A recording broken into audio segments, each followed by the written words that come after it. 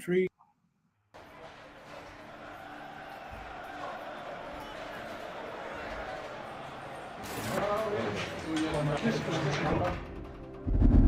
Today, you're all starting, and we're right behind you.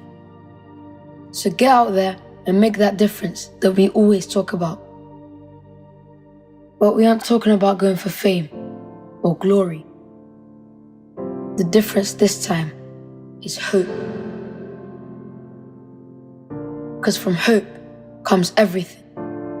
When we can stop worrying about where we can walk, we can start to dream about where we can go and what we can be. One team in and out the stadium. We'll only get there if we can all grow. Tall trees need deep roots. You've got your minutes. And North London is watching. Everyone is watching. Let's make something happen. For all of us.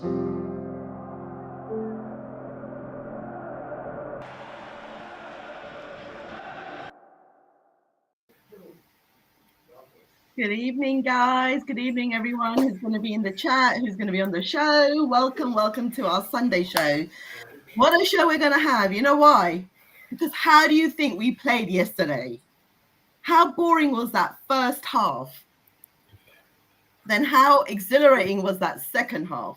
Come on, guys, tell me. I was in the stadium. I can tell you what was there. What about you guys? What do you think about that? All right, I'm going to go. I'm going to have to tell you your names. Daniel. Hi, Daniel. Hi, Mark. Hi, Des. What was your take on it? Right. Mark, how are you doing? Okay, go on, Des. Fire away. Right, I agree with you. The first half was the most boring half I've ever seen Arsenal play, I think. Yeah. And I've been supporting them for over 40 years, so, you know. But I will say this, okay? Arteta, you should have gone strong. Why didn't you go strong right from the beginning? I'm going to sound very controversial here, but go for it. Sterling needs to be in the middle. He's no good on the wing. Okay? And Jesus up front. Sorry, no, not now. Kai Havertz needs to be up front. Kai Havertz needs to be up front. Yeah, 7 in 7. He's equaled Robin van Persie's record. Yeah. Yeah. I tell you, me and Paul say it all the time. You guys might agree, you might not. He's going to be 20 goals plus in all competitions this season. That boy. Yeah. He should be up front. Arteta, you should have gone strong. Or if you were going to make changes, try the kids. Like Ethan in the midfield. Put him in the midfield. Yeah?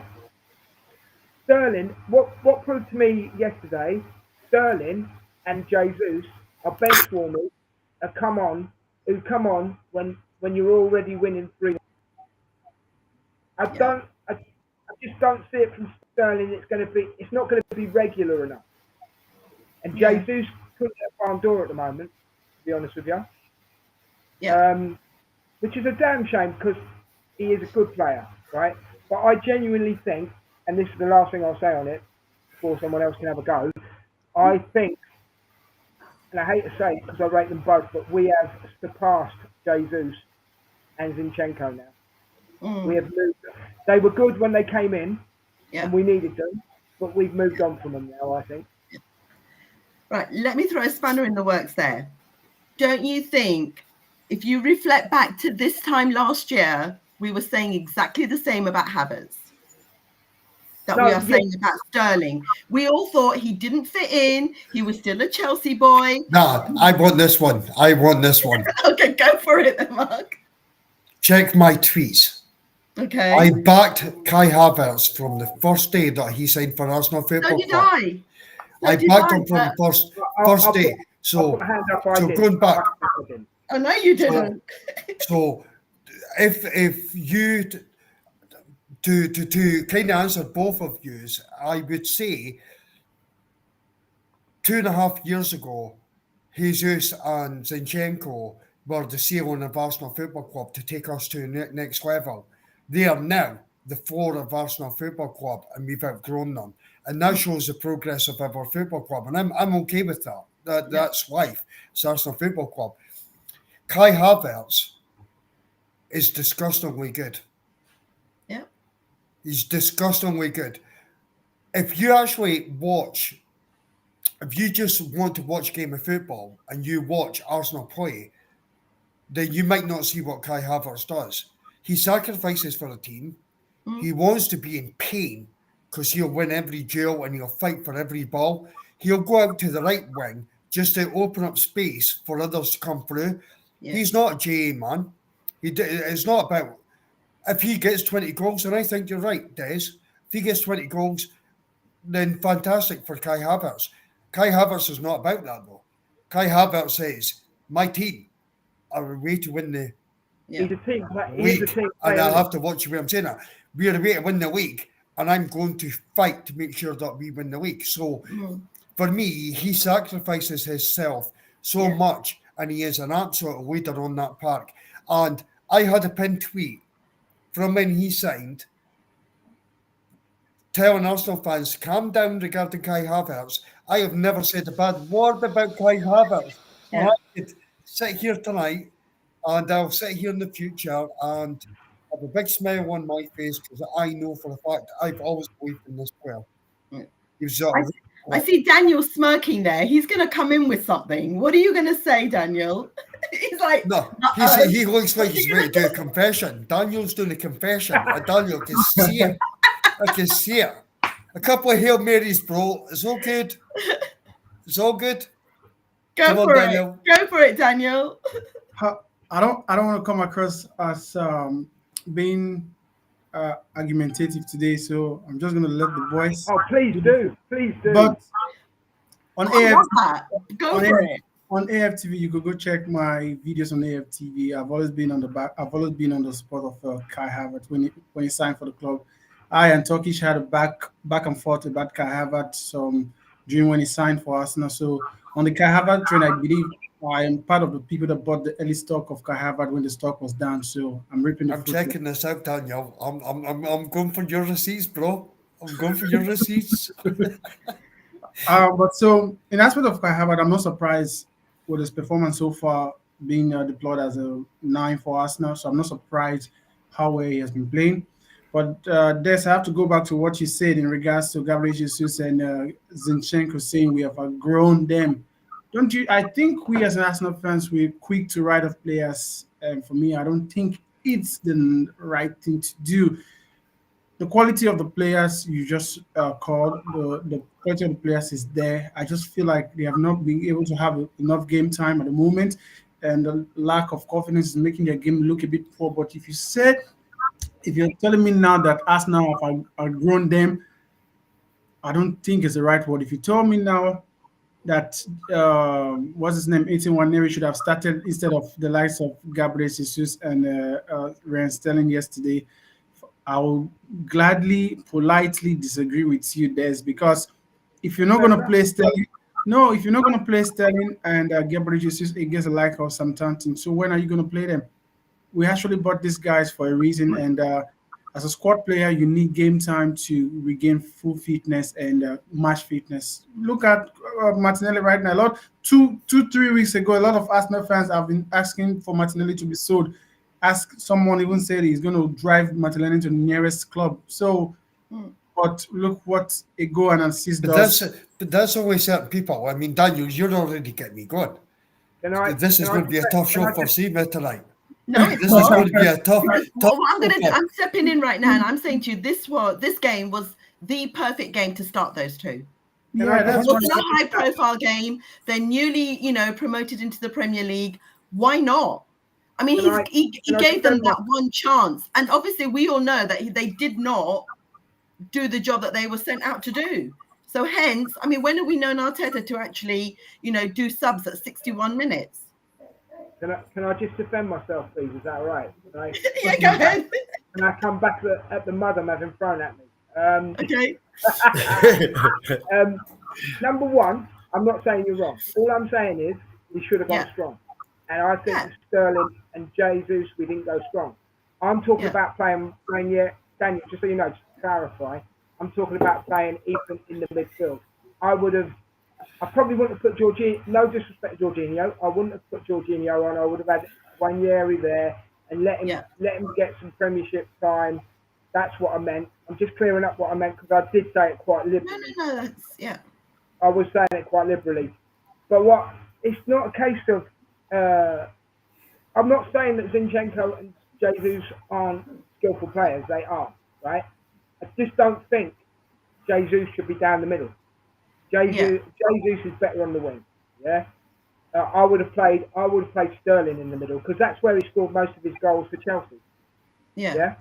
So it's all preference, isn't it? You've got your preference, I've got my preference, and there's nothing wrong with that. You know, all I'm saying is, even though it's Southampton, and you could have made a load of changes, which he did.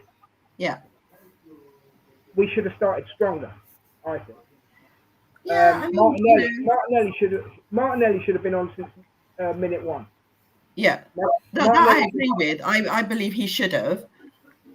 I would have said, for me, I would have put Trossard in the midfield to begin with and brought Ranieri on 65, 70 minutes. Yeah. But what a great substitution. And he did the triple in one hit. You know, it wasn't like a one in and one in. Seema, when was the last time he's done that? Exactly. It's about Arteta's game plan, which changes midway through a game, and we've seen that he did that in the previous games. You know, to switch it up, switch it down, turn it around. You know, he's doing those things that we all fans could see he should have done maybe 2 seasons ago, and didn't do it. But better late than never, I suppose. Can I just say something about Kai Havertz in my defence? Yes. Yeah. When I'm wrong, I'm wrong. Okay. You're defending yourself too much. No. I'm clear. I'm just clearing my slate. That's all I'm doing, Tim. I'm clearing my slate, right? Yeah. I love it when I'm wrong sometimes because I love it when a player proves me wrong. And I'll be the first. I am. I'm a total Kai fan now. You know what I mean? I'm a Kai fan, and he's turned me round. It's like Arteta. Let's be fair, guys. Arteta has done that to the fans, to a lot of fans. Yeah. Because we've finally given him time, and now we've given Kai time. Yeah. And like you two gentlemen down the bottom, who I totally respect, we can't always be right. True. I'm just right more than others. That's Oh, really? What's the scoreline you came up with?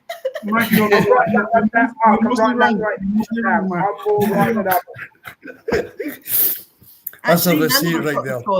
None of us got the scoreline. So.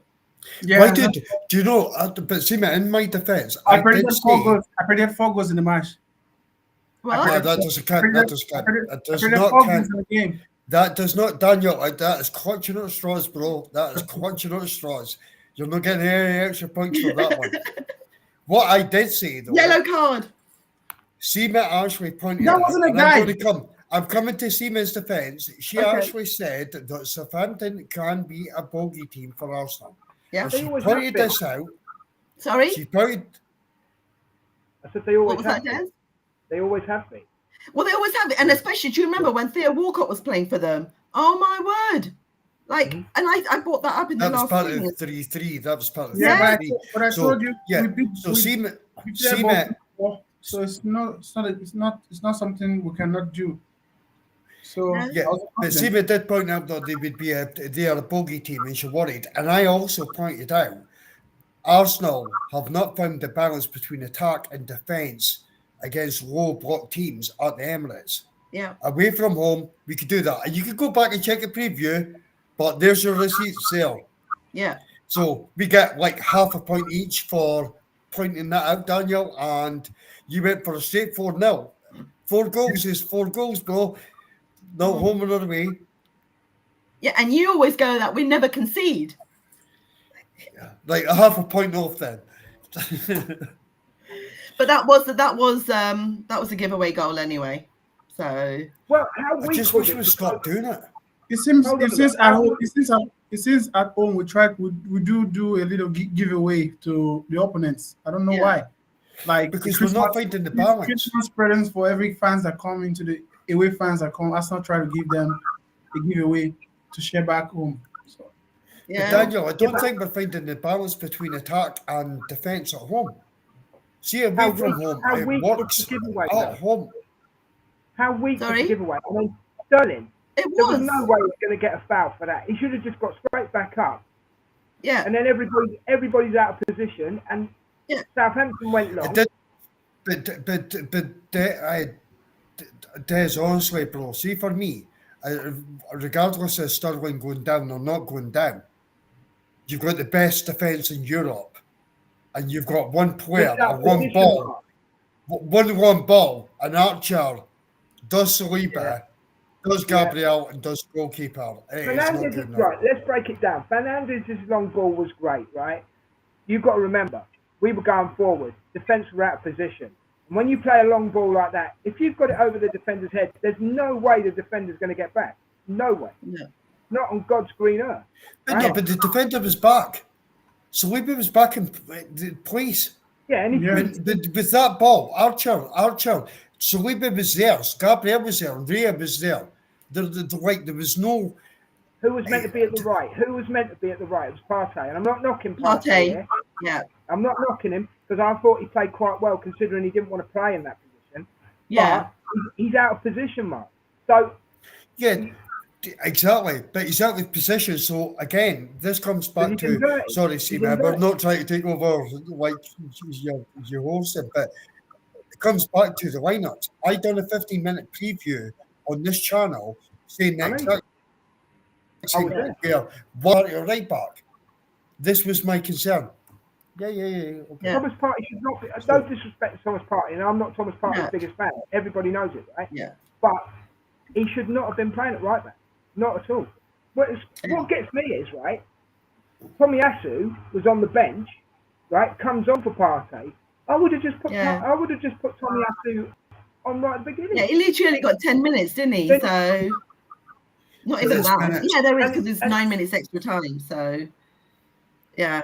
But I mean, It's just overall, I if don't you know. look at the game stats, we had 70% possession in the first half, and then it dropped back to Yeah. 59. Mm. Like, what happened there? Yep, we got the goals. It's a You know what it balance, is? maybe, I- Seema. It's a balance, Seema. Yeah. I thought it was going to be another one of those games, Seema, right, where it was we've had 30 attempts on goal and nothing to show for it. It felt like Yeah. it was going to be one of them. It really did.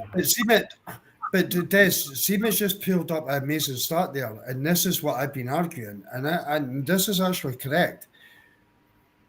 When we are not always on the ball, we are also more effective with it. So Yeah, when we no, I were get 73% in the first half, we didn't produce any goals, and then when that drops all the way back, as Seema's saying, we get the goals. So that's a balance, Yeah. Seema. That's a balance, if that makes sense. Or it's the Maybe we're- halftime team talk that he gives. Yeah, or it's you That's from a plays fair- from the club level area that you're in. Maybe your abuse is the players are coming off right in front of them to like giving them a hard No, I time. don't think so. I can't shout that loud. Let's put it No. this way. Yeah. Put it this way. Let me just make one more. If Jurian Timber was at right back or Ben White was at right back yesterday, they wouldn't have scored. Yeah. Let's put it that way. Yeah. So, I mean, obviously we're disagreeing with the fact how he had set up the team, but then it switches up. Do we agree for the second half? Yo, Do you mean when this? that- Go on, guys. Go Go on, on. go on, Dan. No, Go you on, first, go on, go. Daniel. No, I was just asking if you mean about the substitution or what you exactly trying to talk about. I'm sorry, say that again. I mean, I'm asking, do you mean the substitution or the way we set up in the second half? Yeah, the setup, because if you look at it, the game is a setup, isn't it? First half, second half, it's irrelevant. It's a setup. So whether he'd had the same, if he switched it around, say if he'd put Jesus and Sterling on in the second half, do you think it would have been the same result? Yeah, the second half started exactly the way the first half ended, because for the first 55 minutes of that game, we were poor. Absolutely. I told Mark yesterday, we were poor for the first 55 minutes. And I'm sure if sometimes he hadn't scored yesterday, probably we might end up playing a goalless draw. Yeah. I'm sure about that because we're not playing some intricate passes, we're not trying to force the narrative, we're not trying to force the winner. We're just playing the game so safe. But immediately they scored us, the players realized they have a league to win. So everybody, especially Kai Havertz, took the game by the scruff of the neck and went after sometimes, and we got the goals. And so the setup in the second half on the first half was exactly how the game was going. But when Mikel Arteta made the substitution in the 60 minutes, I guess probably that's when the whole thing changes because Kai Havertz moving on top now makes the defender have something to worry because if you look for the first 55 minutes, the ball wasn't sticking to Gabriel Jesus, making it not possible for us to sustain an attack yesterday. Whenever the ball comes, they cleared it back because Gabriel Jesus is unable to hold the ball to bring in more players. But when Kai went on top, he was able to bring the players in and was able to make the attack fluent. And going back to what Des was saying, if Timber was playing yesterday, that same mistake that happened in the goal would still have happened because you will still have Timber in the midfield yesterday because we are having the ball and trying to play some nice pass and we lost the ball through Ryan Sterling. If you look at the way Thomas Partey was playing yesterday, it's exactly the way Timber would have played because whenever we have the ball, Timber goes into midfield. If same with Ben White, they go into the midfield. Same thing Partey was doing yesterday, whereby going into the midfield, they're making the midfield three to enable the attackers move a bit forward. And the ball was played into a channel whereby the Thomas Partey has left, which Timber would have still have left open if he was still playing that position. For me, the person who made a mistake for that goal was what's his name? Saliba, because I think Saliba should have closed Archer a little bit more. He should have engaged Archer a little bit more. Because he relaxed too much for me. And for me, about that giant, he was. Yeah, no, but Saliba should have 33, Southampton player. But Saliba should have engaged more. Saliba should have engaged more by closing down the channel for him to have a free shot on goal. So that's for me. I think. See, Saliba actually touches that ball and it hits off the inside of the post. Really? So when Archer's shot comes in, no, Daniel, I agree with you. I think Saliba should have been tighter and then he would have blocked it. But when the shot came in from Archer, it clips off Saliba's foot because he's stretching. Hits off I wasn't quite inside the post, it was just at the side netting, just beyond the post and then in. So I actually agree with everything that you said there. I think Saliba was at fault for that. There's no way a player of Saliba's capability should be getting done there. Saliba was at fault, but I disagree with that. I respectfully disagree with Daniel again. Because I think it's going to be a trend. There's going to be a lot of disagreement between two of us today. Well, I'm just going to say Timber would have got back faster than Partey. So we don't know because he wasn't on the pitch. It's like some maybe. Yeah. But I'll let you take this one because I can't guarantee that Timber would have got back. So I'm going to let you have that one. Yeah. Okay. Going back to Partey, I will say that all the whispers that were going on when I was at the stadium, it was like, oh my God, why is he playing Partey right back? He stepped up. He did actually step up. So, you've got to give credit where credit's due because everybody was like, oh no, he's going to fumble it. Oh no, he's going to do it. But no, I think he did. Seema, I've got a different perspective on this. Okay. I honestly do. A completely different perspective on this. In my industry, I work in transport. Okay. And then within what we do, we could have an issue in a certain area, and that issue could be severe, really bad. Yeah. And we have to cover it where it is entirely weak.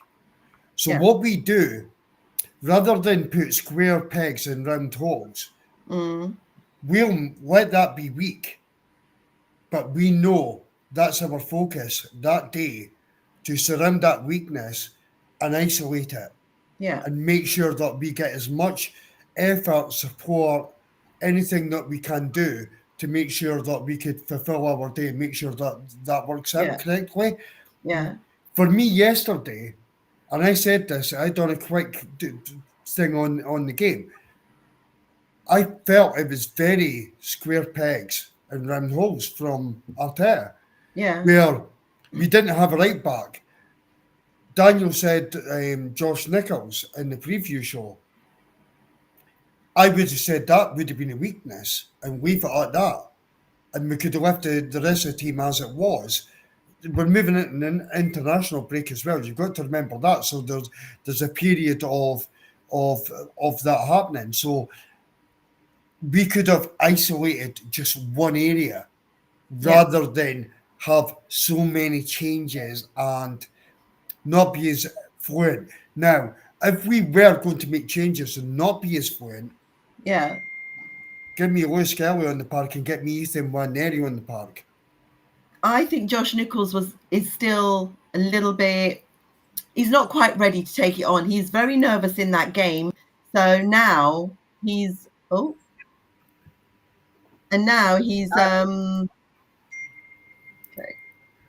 sorry, I've dropped out. And I don't think he was the right person to start. Yes, Ethan Nwaneri, definitely. But I understand that the analogy you're trying to give, but this is football. Football can be changed in a split second. You can rectify things. You can correct things very quickly. You know, as in a workplace, you've got your health and safety. You've got all those issues that pop up. So I get what you're trying to say, but this can be done. And he can make those changes. And then he can switch the players around. You've got to think of minutes as well for players. So Raheem, I thought had Raheem in the first 20 minutes. I thought he was outstanding. I actually thought he looked like one of the best players on the park. He was going at it and he was trying to create. And he gave Martinelli a rest, guys. And this is something you need to understand as well. And also Trossard.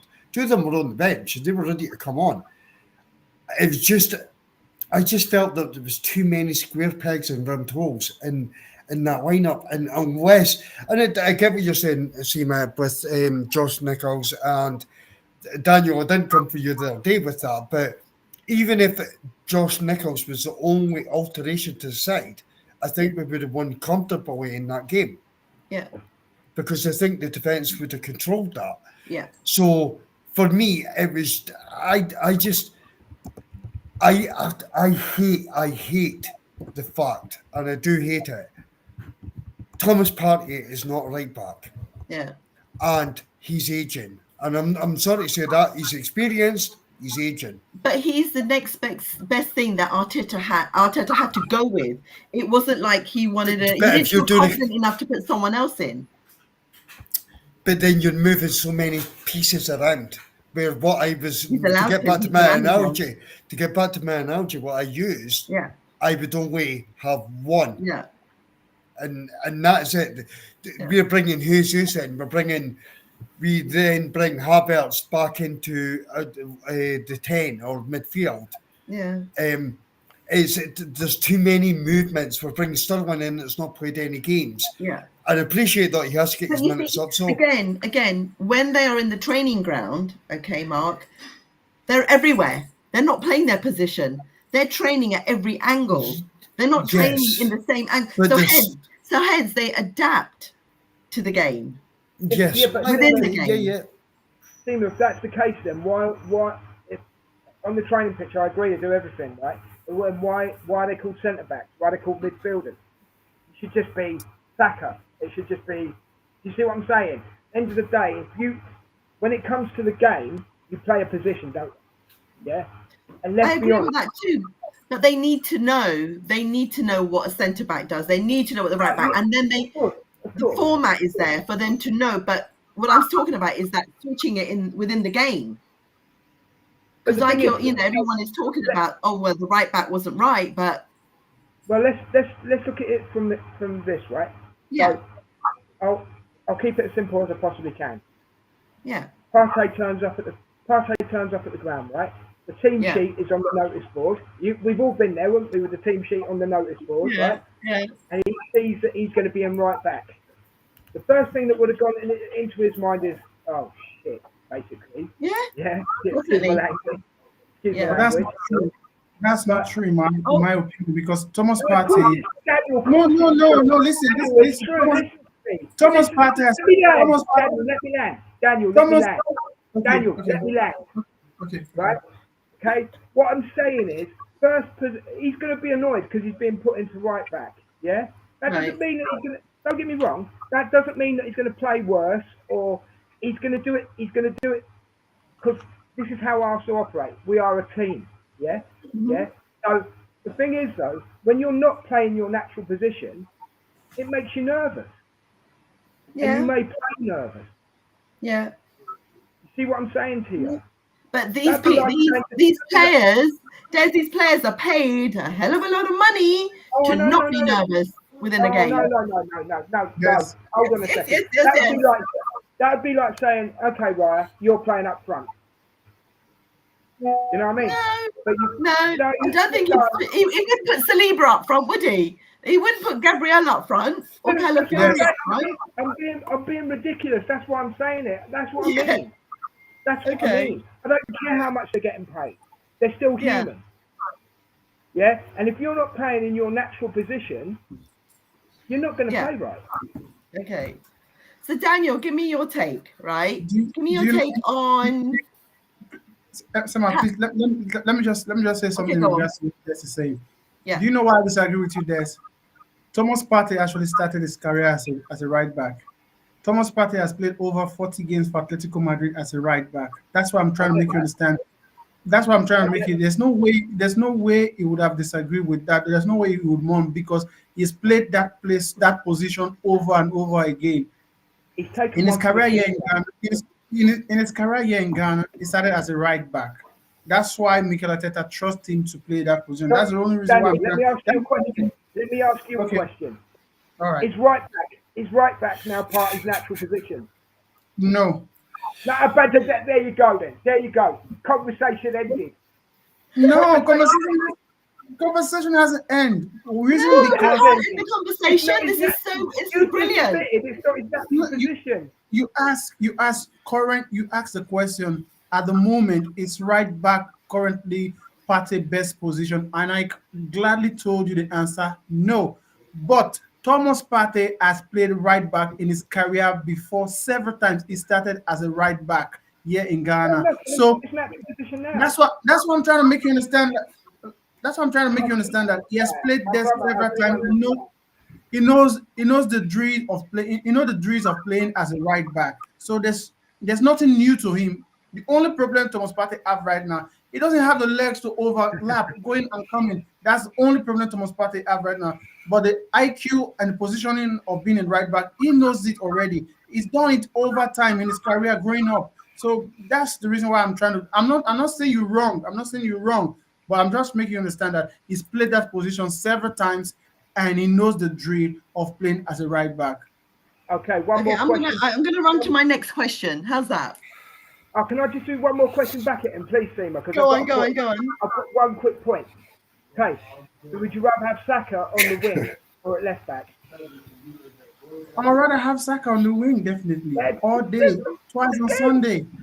Conversation ended. Okay, right. Look, I've got a question for you, right? So tell me your opinion, Daniel. Daniel, let me start with you. Okay. So Saka, he got 2 assists and a goal, right? And now overall, what he's had is on the stats that I've seen today. Okay, we're only 7 games in, yeah, I know, but he's had 7 assists. He's first in the league on this. Okay, he's created 27 chances. Okay, he's first in the league to do that. Open play chances created, he's had 17 chances and he's second in the league for that. Big chances created, he's had 13. He's first in the league for that. And expected assists is 3.1. He's first in the league for that. Yet, everyone is saying he is still not world class. What do you say?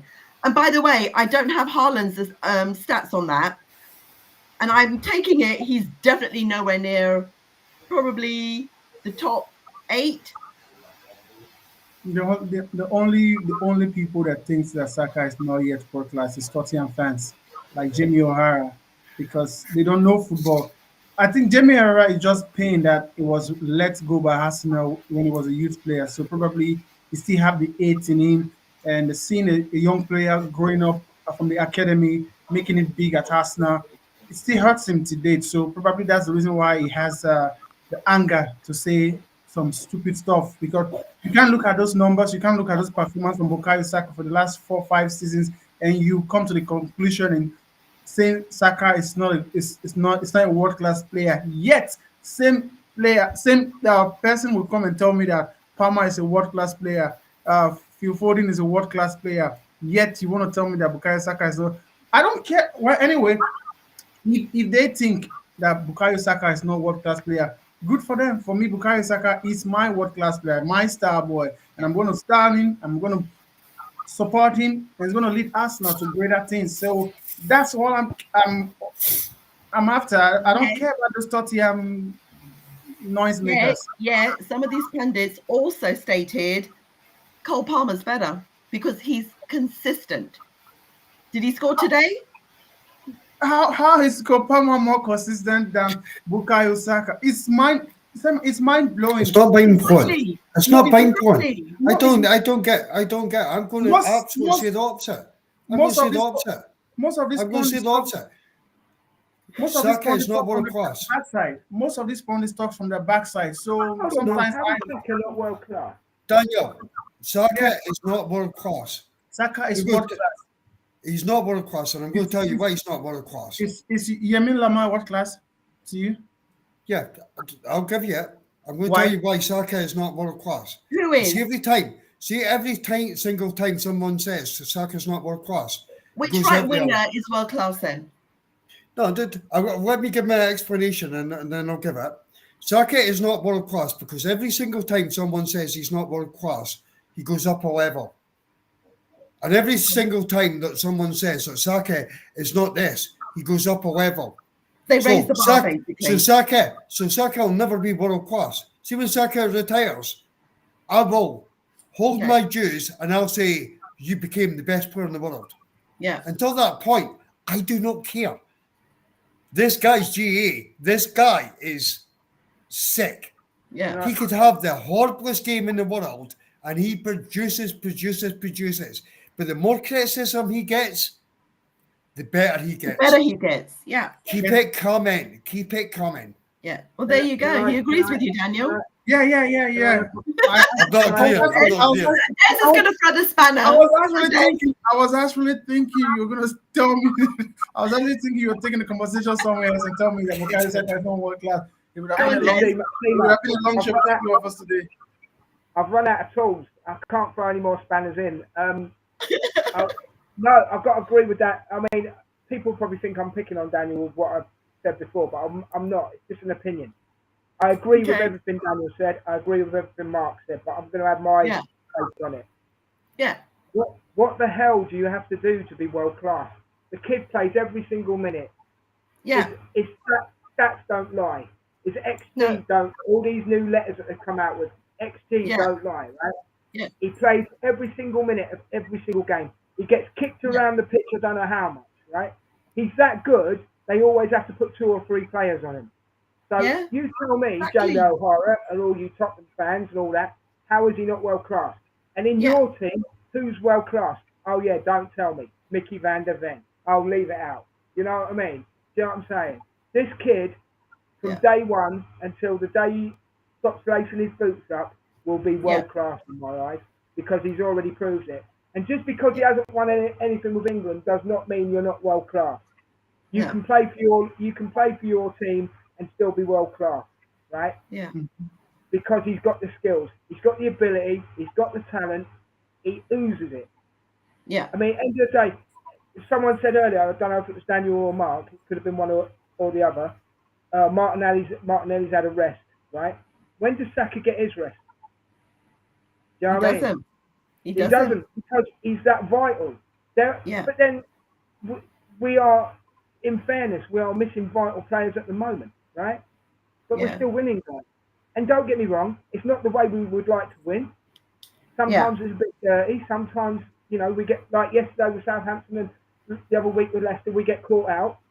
But I tell you what, how many teams would have put 3 players on, and was it 3.5 minutes? Would have equalised. Yeah. Do you know what I mean? So Yeah. you can, no one in the footballing world, and I'll stick with my brother Daniel here, right? No one can turn around and say that Saka is not world class because he is. I think it's. Probably. I think it's just everyone is just they obviously all the negativity we get, you know, it's basically all that. By the way, I needed to say hello to Guna Matters. Glenwyn, hi. Sorry, I wasn't ignoring you. I just never got a chance to say hi. But yeah, I mean, even though he played so well, he got the 2 assists, he got the goal, he still wasn't man of the match though. It went to Martinelli, which I'm really happy about. Martinelli needed that yesterday, though. Martinelli needed it. Yeah, it was a confidence boosting thing for him. It was brilliant. Daniel, can I just, and Mark, Seema, can I just tell you who my favourite players on the pitch yesterday were? And I'll be absolutely. I know you get. Can I guess? Calafiori. Calafiori. The way he was tackling yesterday was crazy. It was. Oh my god. Yeah. Oh my god. I've got to say, obviously, Saka, Martinelli, and Kai Havertz. The way he made that, but when he went for that ball and he went down and scooped it, and it was the goal when Saka scored, because Leo got knocked off the ball, didn't he? Yeah. Yes. Yeah. Keep that play going and not shout out for a free kick. Keep it going was really, really good. Really good. Yeah. I mean, that was great to see. It was brilliant. I mean, obviously Martinelli was waiting for that ball, but obviously Trossard had slipped. So, but no, I mean, Martinelli did deserve it too.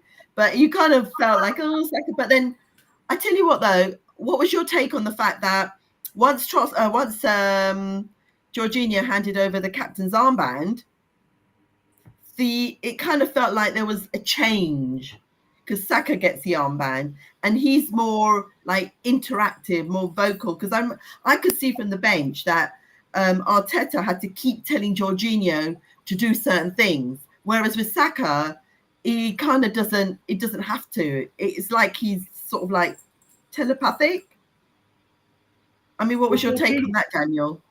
I just think we are just being too picky in a way. Because there's really nothing to there. We're just trying to pick at straw from these little things. Whatever Saka gets the handbag, whatever Jorginho gets the handbag, the most important thing is to relay what the manager wants them to play. And to my greatest understanding, since Saka has been the captain, he's been doing that even when Jorginho was doing that. So just enjoy the win. And don't forget that Jorginho is doing his coaching badge, so it's easy for him. It's easy for him to go to the manager to get some instruction for the game. Unlike Saka, just plays with the emotion, plays with the enthusiasm, playing with the zeal. And being a fanboy of the club, he wants to drive the club forward. So I think that's the difference between the two. So here's another stat for you, which is a very close call. So the passes. Okay, we had 536 passes through the game. They had 395. Now that is not a huge difference there. In comparison, if we go back to, I mean, I know it was just a weird game, the City game, and I actually didn't look up the Leicester game, but you can see how they were trying to play their game. They were trying to match us. What do you think on that? They can't match us. They couldn't match us. We were stronger in every department, really. If they couldn't match us, then how comes we couldn't score in the first half? And if I look at actually in the first half... Yeah. Because we didn't have the right players on the pitch, Seema. That's why we couldn't score in the first half.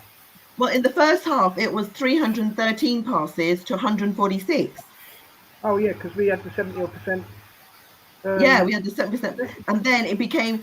And then second half, it was 223 passes. They had 249. Yeah, but Seema, there was only one shot on target in the first half as well. Yeah, Well, but that see, too. Seema, these stats are absolutely bang on. And actually, in the second half, Yeah. they had the opportunity where they had one shot that just went just over the bar when it was a hard opportunity, but it went just over the bar. They had another opportunity where Rhea flapped at the corner and it came off the bar as well. So they had their opportunities. However, I think the game opened up at that given point. And this, again, going back to what I was trying to say, I think there is a fine balance when we're at the Emirates. We seem to get it perfect away from home. But Yeah. when we're at the Emirates, we don't get the balance between defending and attacking Yeah. quite right. Mid blocks and low blocks are very difficult for Arsenal at home, and I don't know what causes that. I don't get it, and this is why sometimes people scream out that we have a more clinical finisher. The first 10 minutes, Arsenal should have been 2-0 up, and we weren't. Oh yeah, we should have been. We Going weren't. going by your stats, Emma, the reason why I think the passes reduced in the second half because we became more direct in the second half and we were chasing the game. Whereas the first half, we're trying to play some intricate passes, trying to coach the game in our own pace. And too many passes in the final third, too many passes in the middle part of the field. That's why we had a lot of passes in the first half, and there was no penetration. But in the second half, when we went to go down, the game became direct. Long ball to Martinelli, Longer balls, yeah. long ball to Kai Havertz. So it became Yeah. more a direct game for us. That's the reason why the passes became lead to in the second half. That's what I think. Yeah, We I know. I totally, We won't shoot outside the box, Seema. There was loads of chances in the first half where we could have had shots outside the box and no one takes them. no. We're too busy I mean, trying they to get just in. want the perfection, though. You can tell Jesus and Sterling, they just wanted the perfection within the box. Yeah. They don't like shooting from outside the box. So, I mean, I agree with that. And then on going a bit more forward, the fact that we've had this conversation before, the team don't stop. They got the second goal, but they didn't stop. And that's the fire within the belly, you can tell. We've stopped parking the bus. We have actually stopped parking the bus. Well, we're at the Emirates. We don't park the bus at the Emirates. No, but that's what I mean. At home, we don't park the bus at home. Right, Yeah. Can I ask you guys one question? It's a very interesting one. When Arsenal went down to 10 men against Manchester City, we played the best part of 50, 60 minutes, if you include injury time, with 10 men. Yeah. And we parked the bus, and it was genius. However, when other teams do it to Arsenal, it's our players' fault for not breaking them down. I don't understand this narrative. The reason why, because it's the honors of us as Arsenal at home to break down teams whenever they come to the Emirates. So whatever you park in the bus, you park in the trailer, park in the train, it's none of our business. Our business as Arsenal is to break you down and score goals.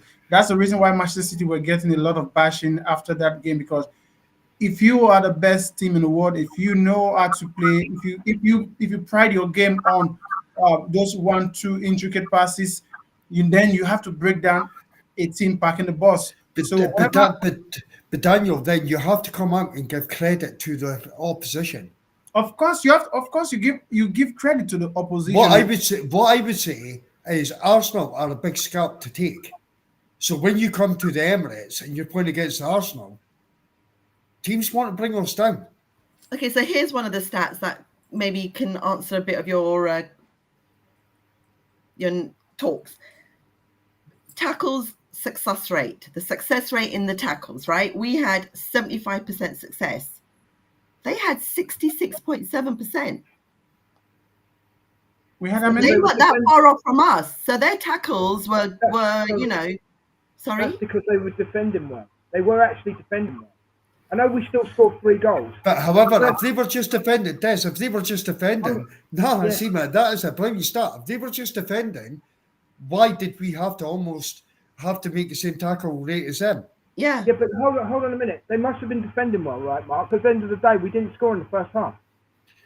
But And the Des, stats that are- doesn't take away. We weren't good enough in the first half, though, because But our Des, that scorers weren't good enough. Des, that does not take away the start that Seema just gave you, where we had almost the same stats in tackling.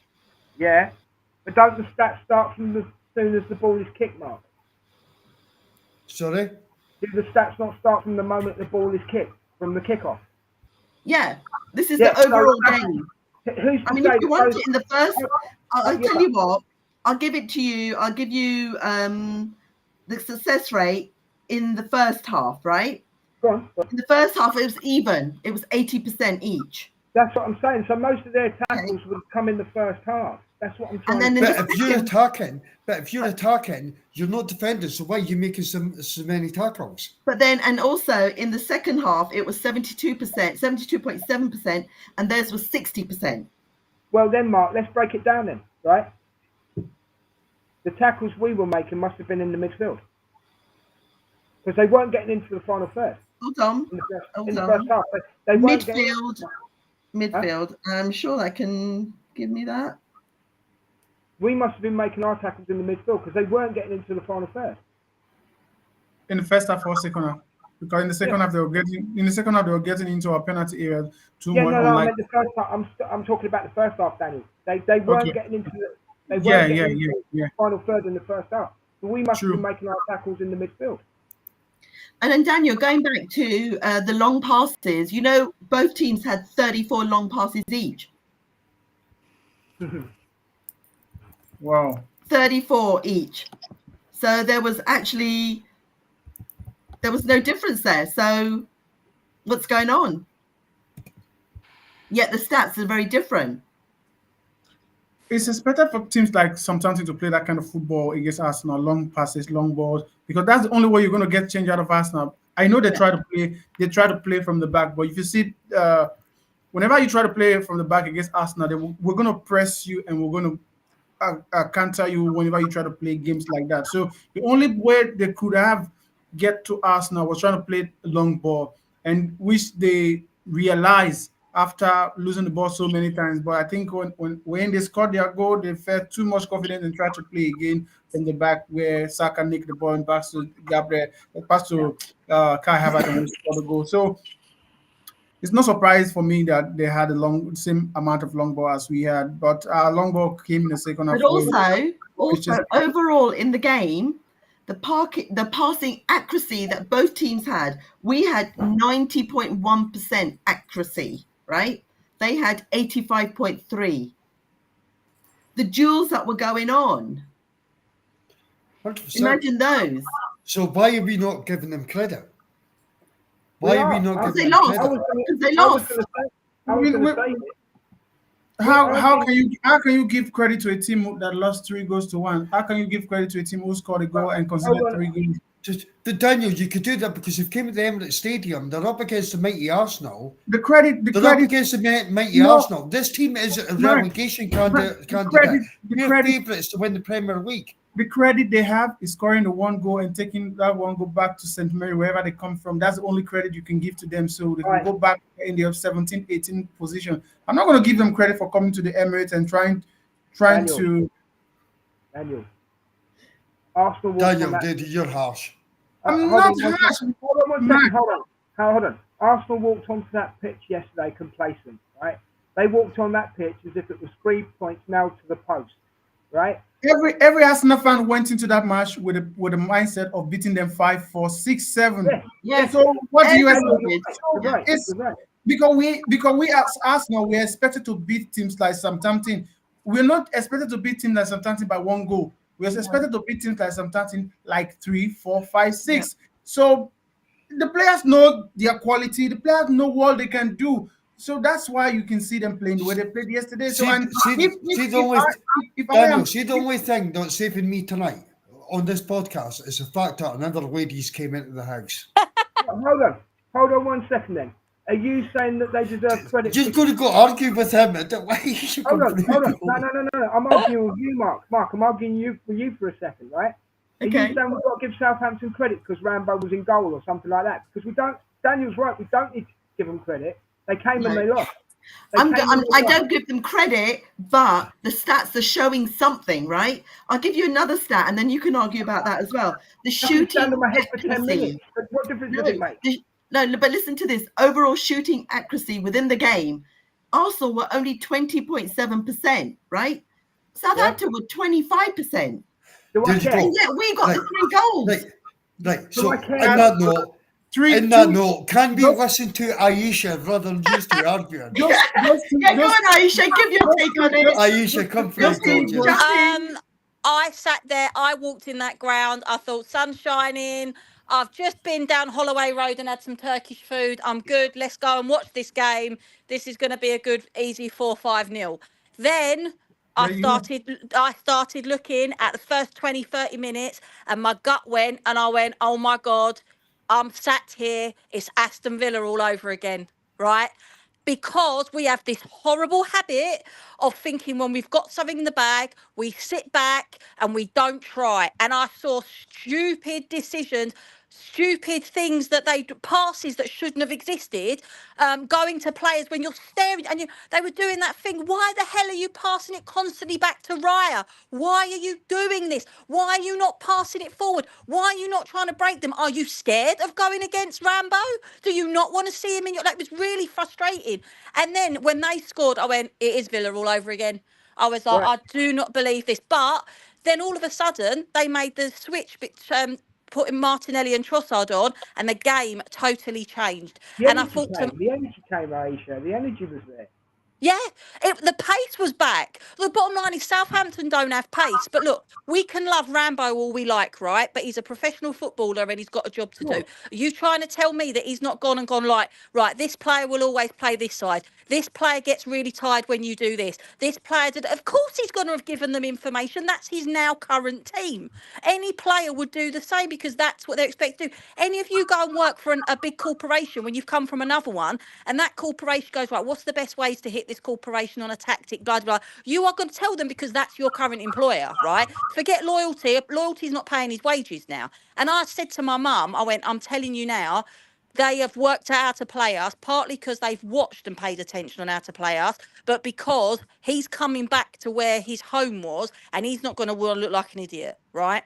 And then when I saw... we actually picked up that pace. We scored a goal. Then we scored another goal. Right, it's like fine. But you know what? I said to my husband, actually, who went with me yesterday, I said, we need to kill this game 3-1 or 4-1 because they're not going to stop. Because for some reason, it was getting right way back down their half again. And I wasn't comfortable till it was like the 89th minute and we were 3-1 up because I just felt like this is a horrible twist. I had genuine post-traumatic stress from fucking Aston Villa. And I don't know if anyone else felt like that, but that was just how I felt yesterday. So I've got a question for the two ladies because you were both at the game, right? Yeah. Yeah. Oh, by the way, Aisha, lovely to hear you. Shame we can't see you. Glad you're on. I'm sat in bed, so that's the reason why I'm not. There's absolutely zero way I can sort this out. I'm glad you're on with us. But here's my question to you, right? Because us three lads watched it on the TV, right? You're at the game. Yeah. What was the first thought that came into your head when Southampton scored? That if we don't turn this around and get one in 5 minutes, they're going to close us down, park the bus, and we're fucked. Right, and what about you? Not me. I was thinking, I bet Ramsdale's looking over at Raya. Did you even see it coming? No.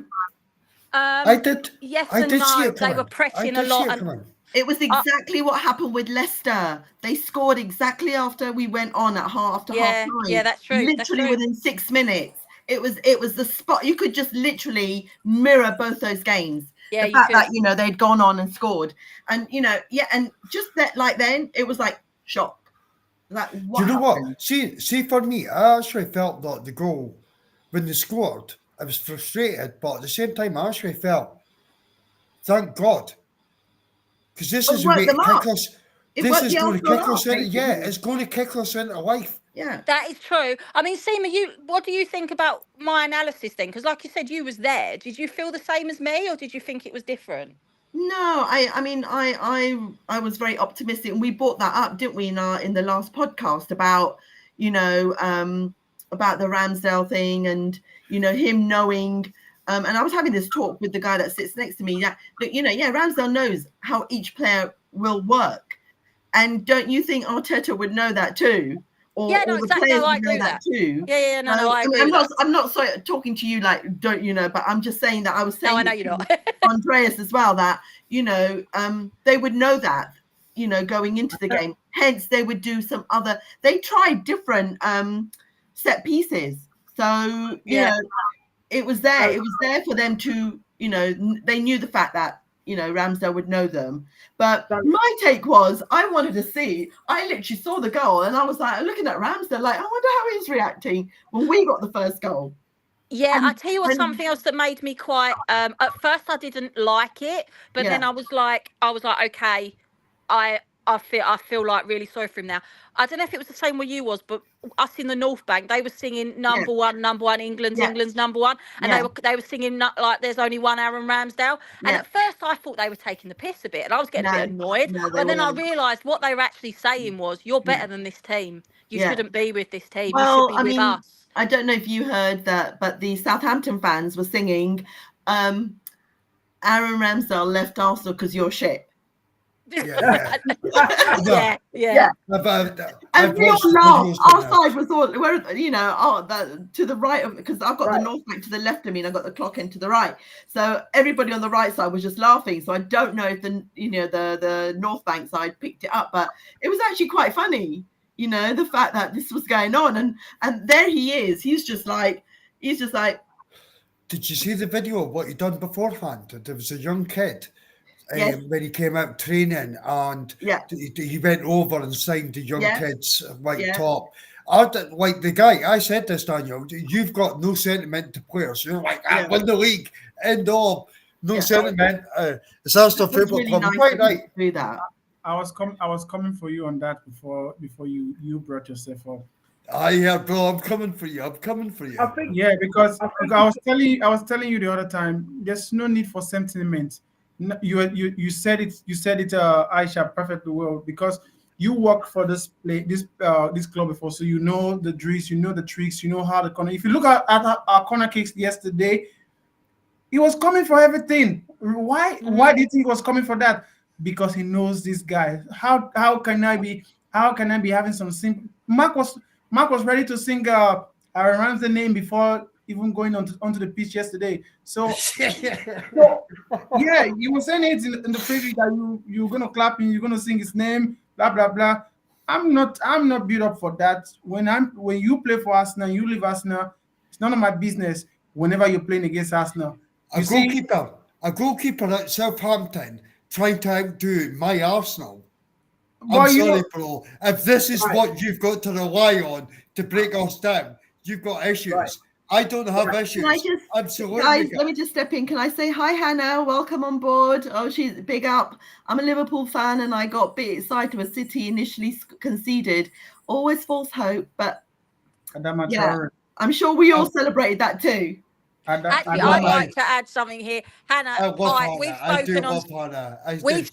She's on Spaces a lot. That's what I was about to say. Hannah, we was on Spaces together last week and I just cut off and I said to Mark, please tell everyone I didn't rage quit because my internet went. So I'd love to actually talk to you again because I think you were making some valuable points actually. So it's nice that she's turned up on here. It did look like a rage quit in the middle of the conversation, but I genuinely did. You're a Liverpool supporter though, Hannah. Such a shame. But there we go. No, do you know what? She's a lovely girl. She's actually Irish. She's actually Irish. Hannah, do you know what? I can share the link if you would like to jump on. Jump on. If you want to jump on. My entire family are Liverpool fans, by the way. So we're gonna have a great game when the end of the month when we play them at home. So can I just say something about Rambo? I want to talk about Rambo, actually. I want to go into it because I've left it to the end. I just wanted to make a few points about Rambo. He was very respectful to our fans. He obviously was respectful to Southampton fans. I saw him signing kids' shirts. Yeah. I mean, the guy's got something about him, you know? But you've got to say, he was totally at fault for the Martinelli goal. Okay. Totally at fault. Even at fault for the Saka goal. Because if you look as well, we're forgetting this, guys, right? Saka scored with his wrong foot. Yes, he did. He scored with his weaker foot. And Mark, Rambo needs to be respected, but so I'm going back to a point you made earlier because you're not always right, even though you claim you are, right? Southampton. Are you talking to me? Or are you talking to Mark? Mark. I wouldn't talk to you like that. Come on. I don't mind you talking to me like that. I'm not going to get offended. This is a great show. So, just because she's female with glasses, you're going for the Scottish I can guy stand with my own. glasses. I only need glasses for near, okay? I don't need them. I'm going for you, Mark, because you said something stupid that Southampton need to be respected. And I've got to say, no, they don't. Rambo needs to be respected because he held himself. And I honestly, Des, everyone in the stadium respected Rambo's from the minute he stepped on for the warm up. You all gave him a clap. Yeah. Yeah. You know? And when he left as well, because he went off last, he waited for everyone to go, and then he did. And he was given that as well. I watched the whole thing. You're missing my point. Signing kids. You're missing my point. You are missing my point 1,000,000%. I am not respecting Southampton. Southampton are respecting Arsenal Football Club, and that's why they raise their game when they come to our stadium. Yeah, so that's stop. Not how you said it. You said Southampton need respect. They do need respect for what they produce. You flip-flopping, Mark. Yeah, flip-flopping, Mark. Girls, I'm getting this. I'm getting from these two. Okay, so let's talk. Let's go back a bit. Let's go back a bit, a little bit, not too far. Mark's rattled. We're talking about Rambo. We I've got a beer. I am not rattled. I'm relaxed. I'm taking to you. I'll take to you. Okay, guys, I haven't got a beer here or a gin and that. So, okay, Rambo. Okay. Don't worry, neither am I. Neither have I, so we're fine. So let's go back to the point when we were in the last podcast. We were talking about how he would be welcomed, not welcomed, how he would fare, and did you think that he did have a good game? Like, did he play as we thought he would play, or did he play better? Because go on. No. Everyone can have their say. I'll give you 30 seconds. All right, Mark. Right, 30 seconds. Time was on. Without getting interrupted by the two gentlemen. Yeah. Clock's ticking. You should never get beat on the near post by. See what I mean? Okay. All right, Dave. You got your first yellow, okay? Yeah, the first yellow. Time wasted. Restart. He should never have been beat on the near post. Okay. I said this to you the other day on the preview show. I wanted 33 shots on target. Rambo saves 27. We win 5-0. I did not want a mistake. Yes, Hannah, please click on the link. Sorry, Hannah. Carry on. You've got 5 seconds left, Mark. Carry on. Yeah, quick. No, I'll stop there. If Hannah comes on, Des, I'm giving you 15 seconds then. Go on, 30 seconds. Right, okay, so I'll say this. Right? 10, 4, 3, 7. No, every time he made one good save, and then every time he was near the ball was in the back of the net. He was picking out the ball out the back of the net more than he was saving. So there you go. There's my 30 seconds. I've done it in the back 12. Okay, let me step in there for a minute. 10 seconds. The couple of saves that he made where there was fumbling in the box in the first half. How was he able to stop those? Because somebody else got in the way. Yeah, but clearly he was right there doing something right, making them nervous. Because hold on. Jesus and Sterling could not. How many deflections were there, Seema? How many deflections? I mean, do you want me to go into the stats for that as well? But no. If you want. No, but obviously he was doing something, right? He was doing something quite. Oh, no. Let's get it right. I love the boy. I'd still have him at Arsenal, but he picked the ball out. He picked the ball out the net more times than he made a good save. Yeah. There you go. Okay, but then what was the take on the fact when Rare let that in? When Rare couldn't save that. Oh, he flapped. Rare flapped. I mean, didn't he do something exactly what Ramsdale would have done back last season? But if Ramsdale had been in our goal and flapped like that, they would have scored. Okay.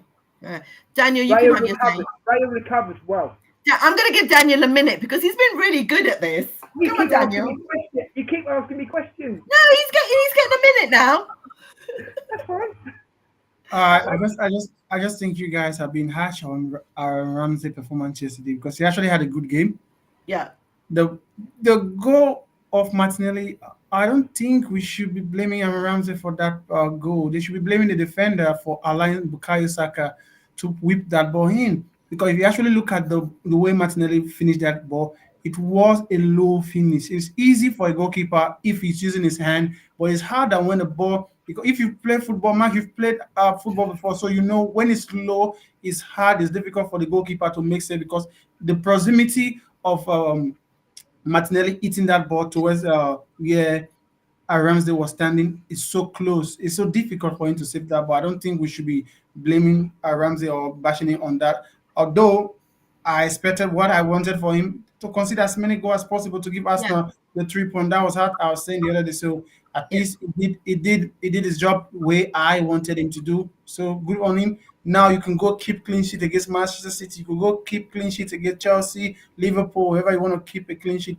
Make great save, turn Batman, Spider-Man, whatever you want to turn into. I'm just That's getting what my you can banner. do right now. What's Aisha? What was your take on it?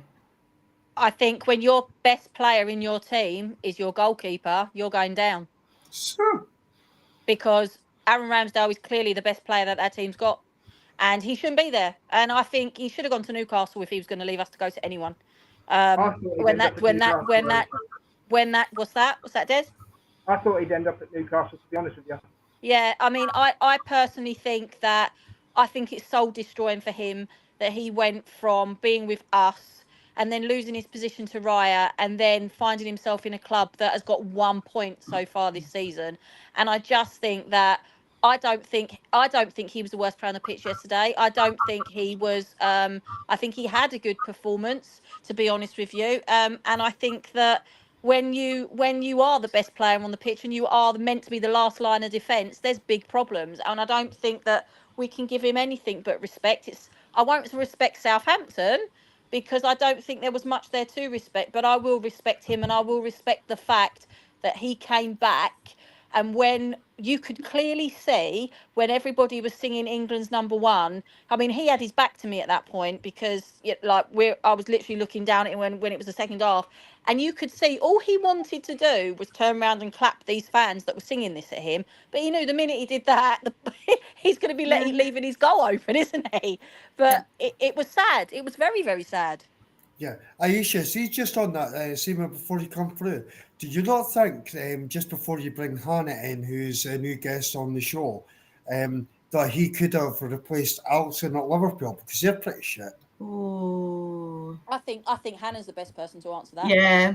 Because Liverpool have a problem now with their goalkeeper anyway, right? He's injured. He's out for literally a month. So, evening, Emerson. By the way. Hi, how's it going? Thank you for inviting me in. By the way. Yeah, Hannah, that was a joke, by the way. Hannah, that was a complete joke. I know. Thank you for inviting me in. Good evening. Nice to meet you all. No, I think Raya has been fantastic. But yeah, Alisson's injured and I'm quite concerned. But at the same time, we do have Kelleher, who is a fantastic number 2. I think Kelleher could actually be a number 1 for a lot of teams, in my opinion. That's 100%. That's 100%. So I'm not. I know we're going into a period where we're playing a lot of difficult games. To be honest, I'm sure you've seen our next few fixtures. They aren't looking pretty promising for us. But yeah, I think with I don't even know how long Alisson's injury is supposed to be. I think is it a hamstring injury? Do you guys know? Do you reckon he'll be out? I think I've read reports he might be out to the next international break. So what is the injury, Hannah? Do you know what the injury is? I think it's a hamstring injury. So I think he might be out. I read a month 6. Yeah, I think I read he's out till the next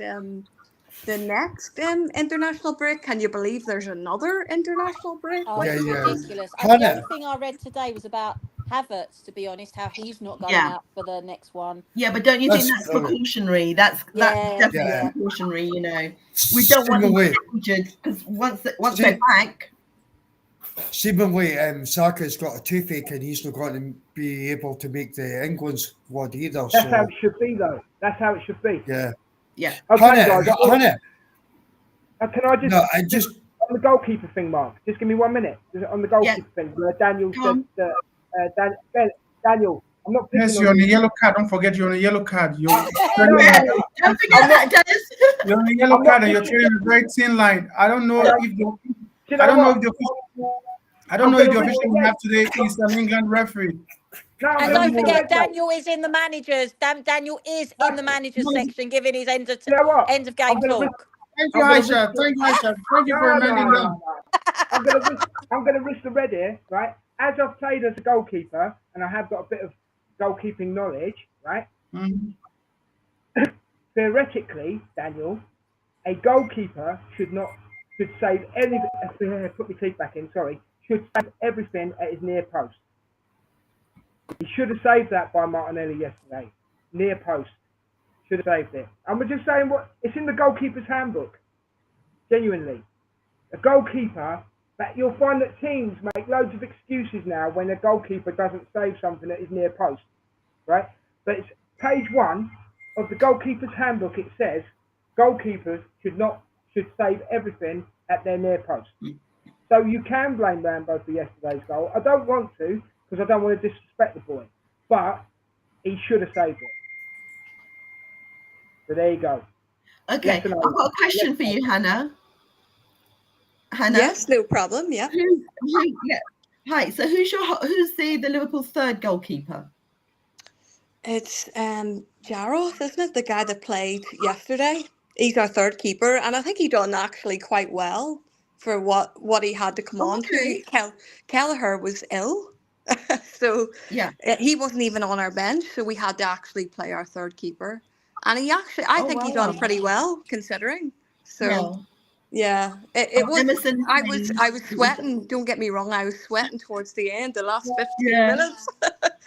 So Being 1-0 Emerson's up. just clarifying that it was a hamstring. All depends if he has a scan, and that will tell how long he'll be out for 4 weeks. If not, if he has not the muscle. I think it's quite.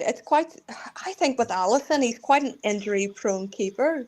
I don't Yeah. know what you guys think as Arsenal fans, but as a Liverpool fan, it feels like Yeah.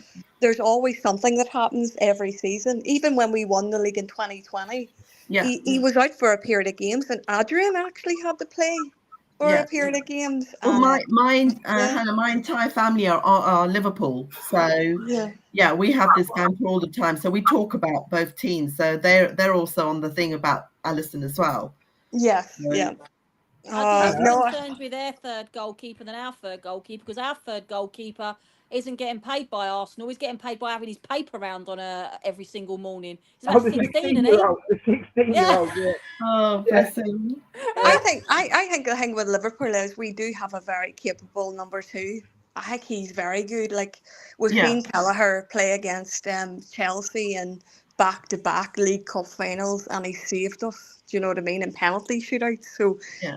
that's why I feel pretty confident in him. But I don't think, it's going to be different seeing him come up against. Well, the I likes mean, of if it's City any or something. consolation, you might have a really good under-21s keeper, because our under-21s lost to Liverpool 3-0 last Oh week. wow! I didn't even know. And then our under-21s lost to Spurs 5-2 yesterday. Oh, we'll talk about that. Yeah, Hannah, can I just say one thing? I personally think I am very jealous of Liverpool in the goalkeeper department.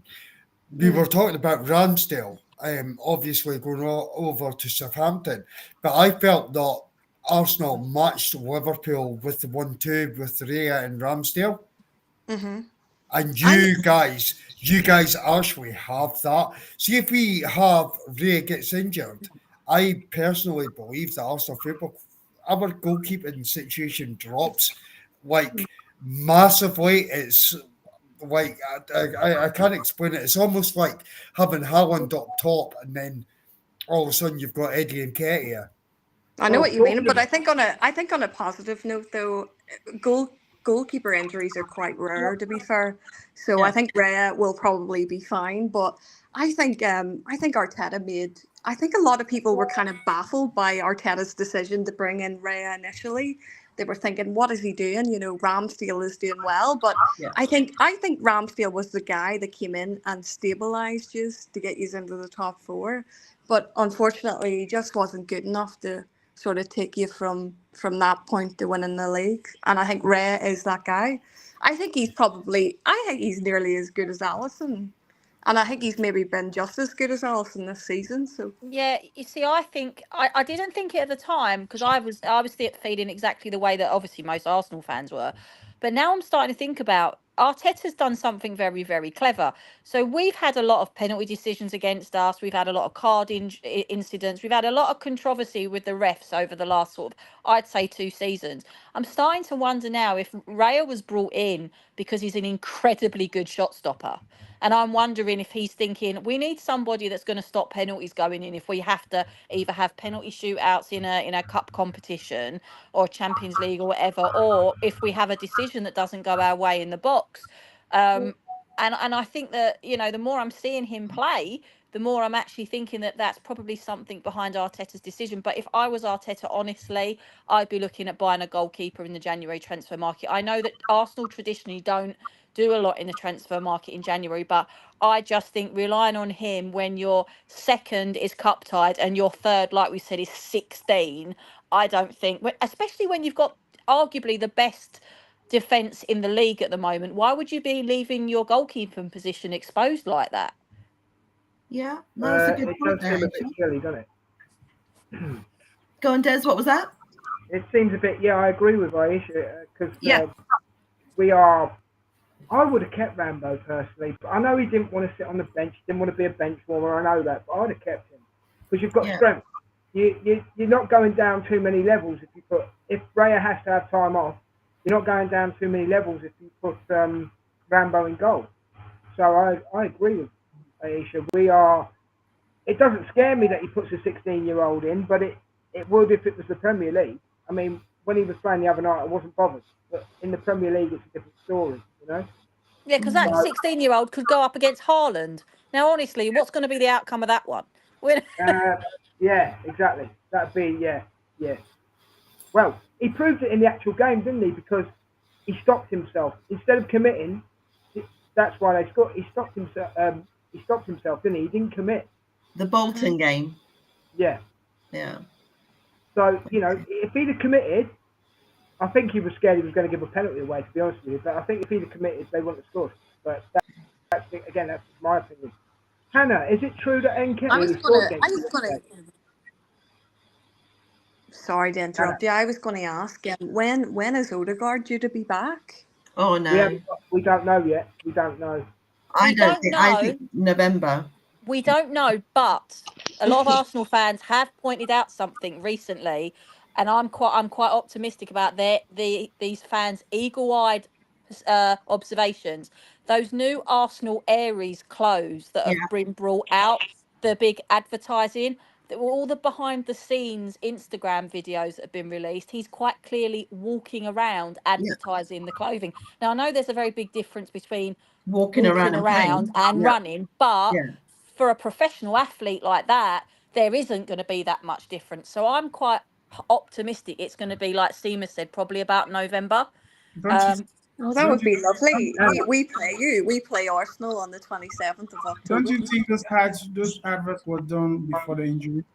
No, they weren't, because weirdly enough, they were talking about something and you saw something in the background and it was a newspaper from this week or last week. And that was what somebody was talking about, is that it's very, very current. They weren't done ages ago. Hannah, can I ask a question? Are you scared of Odegaard? Not necessarily scared, but I think he's a very good player. The same way I look at Saka and I think he's fantastic as well. I think if we didn't have Salah, he would definitely be the one I would go after, but I don't think he would ever come to Liverpool. I'm going to be serious with you, but yeah, I am. I'm scared of Arsenal playing them away. We used to play Arsenal years ago, and it used to be you get turned over 4-0, 5-0, whatever the hell it was. Now you are a complete threat, and I'm scared. Hannah, do you think that the Premier League is between Arsenal and Liverpool this season? No, I think it's between yous and City. Do you not think this? Are you scared to put your team? Are you scared to put your team into the title conversation? I wouldn't say I'm scared. I'm just concerned because it is Arne Slot's first season, so You it is. you top It's of a the big. league. If Arne Slot, for example, was to win a league title in his first season, it would be ridiculous, and Arteta would look foolish, would he not? Just Mourinho did it. Well, I don't know You make a what's fair, going to happen. Hannah, you make a Hannah, fair comment. I'm guaranteeing you. Hannah, I guarantee you, if Liverpool win the Premier League over Arsenal this season and City are not in it, I will pay your flights to the parade from Ireland back over to Liverpool. I promise you, Well, I will here do that. I'll shake you. Right, you can shake me, but I'm telling you, it's not happening, Hannah. Honestly, I know. Here, listen. I know it's my not chest is happening. out. It's very unrealistic. You know, there's a reason why our chances of winning the Premier League are very, very slim. We've got a new manager. I think when Arteta came in, would you have ever said, "Oh, we're going to win the league"? I know we have a team that maybe we're able to compete, but we're not. When a new manager comes in, you know, it's a different environment. He has to embed his tactics and all that Well, kind of stuff. So, you know, that we is can't.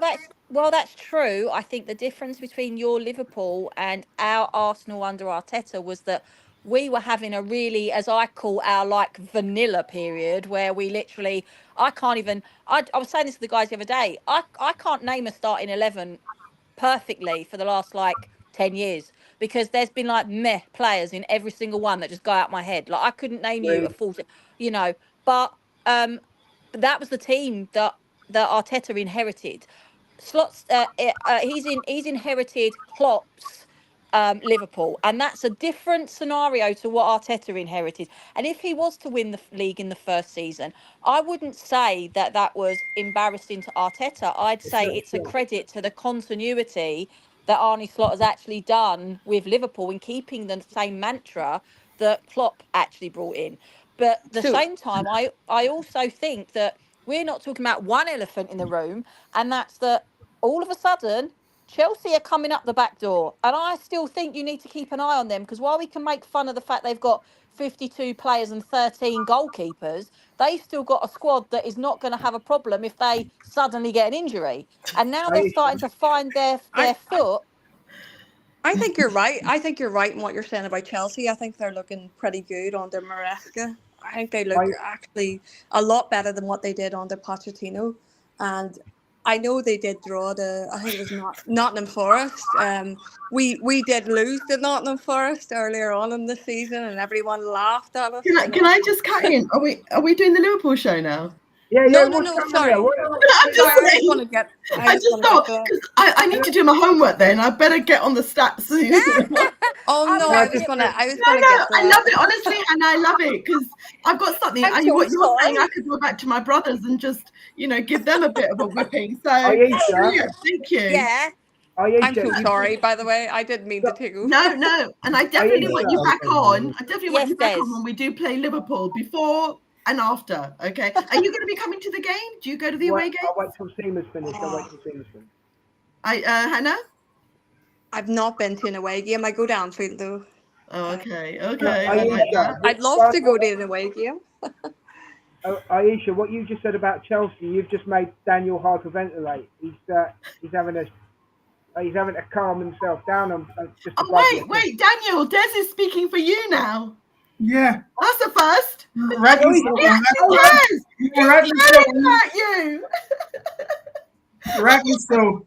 I know, I saw him. I thought he was going to faint. That's why I'm just bringing it to Aisha's The only reason I'm saying to be careful of them, I don't think they're going to win the league and I don't think they're going to challenge for anything. But the problem that I'm saying here, the reason I'm addressing it is because we did the same thing last season with City to an extent. We were really focused on Liverpool and City were just like, they hadn't even come out of first gear yet and they were working their way slowly up. And then before you knew it, Liverpool's wheels fell off against Palace and then City were right up our backsides and then overtaking us. So, can I ask a serious question, actually, not to take the mickey out of anybody, but it would be good to know what you all think. Even you, Hannah, as a Liverpool fan, right? But are any of you of the way of thinking that if we lose one game, the season could be over? Are you actually Yes. thinking like that? Are Yes. any of you thinking like that? You are. Yes. Why are you thinking like that?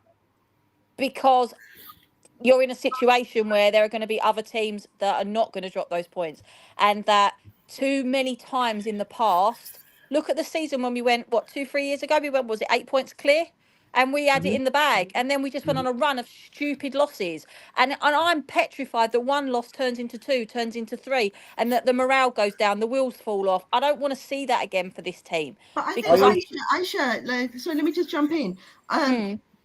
The league this season is very different to the League 2 season. The Arsenal team this season is very different to the two last season or season before.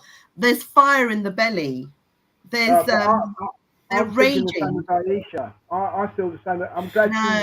There's let us answer this. Let us answer this, because I mean, look at the games today. No, you can just look at the games today, right? Chelsea drawing. Who would think that Brighton were going to come back and beat Spurs from 2-0 down? Right? Oh, yeah, Liverpool have had an easy run. No, Liverpool have had an easy run. It was Forest. They went into that game with Forest thinking as well. Sorry to interrupt you. Do you think that's an easy run playing your rival away from home, your fiercest rival away from home? Is that so far? You haven't played us. You haven't played City. You haven't played Man United. You still got all the. But is that easy? If I was to say to you, Spurs away, that's easy, would you believe that? No. No game's easy. No game's easy. No game's easy. Southampton proved that yesterday. They gave us a run for 50 minutes. No game is easy in the Premier League. Right. No game. Can I come in on Des's question? And there was a question. Yeah, it was Des did ask a question, and it came in my head today. So I'm going to answer you, Des, and I'm going to do it with chest, and you can clap me up for this. We're unbeaten. Man City are unbeaten. Man City will not go unbeaten. The invincible season's on. My Arsenal are about to win this league, and we might actually go invincible this season. That's my answer, bro. That's my answer. I can accept that, but let me give you chest back. Right? The Invincibles drawed. If they didn't win every game, they drew a few, right? But 26, 12, 0. Yeah. Cool. Stats, figures are figures. That's brilliant, right? And I'm not in a funny mood tonight, guys. Please don't think I'm in a funny mood. I'm just defending myself, all right? No, I'm defending myself as well. I'm going to give you chest back. You draw this season, right? Points drop. That's what's going to affect your season. If we'd have drew with Southampton yesterday, that's 2 points dropped. That's not 1 point gain. I hate it when people say, "Is that 1 point gain or 2 points dropped?" It's 2 points dropped. That though. Huh? We had to answer different solutions. We had to answer. We had problems. Arteta and Arsenal. Des, please let me answer. Arteta and Arsenal had issues. You're throwing things at me. I'm not, bro. You're not letting me finish. Right, okay, Des, finish, bro. Des, finish, right. And I'll come back. What I'm saying is 2 points dropped. Let's not truth, guys. We're still the Arsenal, right? We're on the same team. Yeah. We are, but I'm just making a point. 2 points dropped this season is more important because of how Man City can be. They can be 5 points behind you and still win the league with 10 matches to go. They can do that. Mark, I'm sorry to come at you, right? But the thing is, if we always agree on everything, it's going to be a boring show, isn't it? Yeah, of course it is. No, absolutely. I'll add something to this. Can I just add something really quickly? Mark, would you mind if I just added something really quickly? Go ahead. I'm sick and tired of relying on other teams to lose or draw. This is why I'm saying we need to go out there and do everything we can. If we had drawn yesterday, to me it would have been 2 points lost. The reason why I said that we gained a point at City was because nobody, or maybe some of you guys did, I didn't think we were going to win that game. And if someone had said to me at the beginning of the game, will you take a draw, I would have bit your hand off. So that's why I can say that was. But don't forget, this amazing team that have won all these things, They only beat a team in transition last season by 2 points, and that was the Villa game. We did that to ourselves. We shouldn't be relying on Spurs to beat them. We shouldn't be relying on West Ham, the last game of the season, to beat them. We've got to keep our head down and just do what we're doing. And that's why I'm saying, even now, try not to drop points, because it is this tight. We could go down to goal difference. That's how Totally tight this agree. league is It is, getting it now. is. I was going to say to you, I Yeah. want Arsenal to win the league, right? I actually do. But I was just going to say, it is so tight when you're at the top. Yeah. And there is, City are just so good. Like, I think we only lost one game against City away, and we lost the league title. That's what Do you know what I was trying mean? to So say. that's how Yeah. tight. That's how close it is in That regards to hurts though, points. doesn't it? Because it's City. I Yeah, hate cool. them But so the much. thing- I hate them. I want Yeah. Arsenal to win the league. 100%. I think a lot of Liverpool fans will want Arsenal to win the league. Yeah. Yeah, and a lot of Arsenal fans, if you ask them if you had to pick between Liverpool and Man City, I can guarantee they'll say Liverpool. There's a Liverpool. respect with these two clubs because they have a long history together. And I 89. think this is 89. this is the reason why. By the way, I bumped into an Arsenal fan at the stadium yesterday that had never seen Fever Pitch, and I was like, "You have no right to have a season ticket at Arsenal." Just throwing it out there. But To come back, because I want to answer this, I do Yes. want to answer Yeah. this. I am not on about 2 points dropped or 2 points gained or 1 point gained or whatever it is. I believe that Man City are not the team that they were. Rodri is irrelevant. They have a major strains in the court cases that they have, Des. No, I get that. Mark, I'm not angry at that. Sorry. I'm No, not angry. no. Des, let saying. me land. Des, I'll let you land. Let me land. Okay, cool. My football club right now has found answers to every single solution that's been put in front of us. Now, to answer that to you, the hardest start to the season ever, we've came through that. Injuries, we've came through that. Fair 10 enough. men against Brighton, we've came through that. 10 men against Manchester City away from home, we've came through that. I know, I've seen it all, Mark. I've seen it all. Leicester, Des, you're not letting me land. You're not letting me land. I give you respect. Let me land. Fair Please. enough. Stick your chest out, bro. Do it. Leicester 2-2. We came back. We won the game. I was confident. Yesterday, Southampton. Again, more solutions to the answers. I think my club are a way to go invincible this season. I don't think Liverpool are close. I don't think Man City are close. Man United, you're having a laugh. Tottenham, please keep doing what you're doing. Chelsea are the dark horses for me. And with that, I am honestly invincible season. Saka and Odegaard, and hopefully Gabriel. I'll get a statue outside the Emirates after this season. And that's where my chest is right now. Home or away, I do not care. We're winning this league by a mile and we'll go invincible. And I actually believe that. Well, you believe that, and that's cool, right? I've let you land now, that's cool, right? And I hope that happens, right? All I'm saying is, it just feels that if we drop points or if we lose one game, it's going to be hard. It's a hard mountain to climb, Mark. That's all I'm saying. I'm not Yes. disagreeing with you. I'm not saying Yes. you're wrong. No, hold on. I'm not disagreeing with you. I'm not saying you're wrong. All I'm saying is, there's that, gut feeling. It's a gut feeling, yeah? There's that gut feeling in me, and I Of the last 21 years. That's your gut feeling of the Dude, last man. 21 years. Dude. This is a different year. I know that. I'm not Can the I enemy. just add some? Can I'm I not just add the enemy. something here? My brother made a very valuable point when we was on our way to the game yesterday. He said, "I really don't like it when people revel in Chelsea being rubbish and Man United being rubbish, because actually we want every team in this league to be good, because while they're challenging us and we come out on top and we show what we're made of, they're also challenging City. And the problem is, the last couple of seasons we've had too many teams roll over and die for City, and that's why it's been so important we win every single game. And at first I stopped and thought, you're out of your tree, mate. And then I actually stopped and thought, no, He's right what he's saying. We do want Chelsea to come up the back door. We do want United to get themselves together. I We do. personally, I'm going to be real with you. I don't want United to do well. No, but what I'm I saying really is I'm don't. not saying necessarily do well, but I'm saying we do want them to challenge City. Like, we don't want every club to we don't want City to get an easy 3 points every game. Like Oh, I know. yesterday, I get that. I get that. I yeah. don't you guys, yeah, but Yeah, enough. no. I was really like, when I saw that Fulham went up 1-0, right? I was actually thinking, go on, Fulham. Yeah. Like, because at the end of the day, not only because of City, the whole thing with City, of course it's going to be amazing for them to drop points.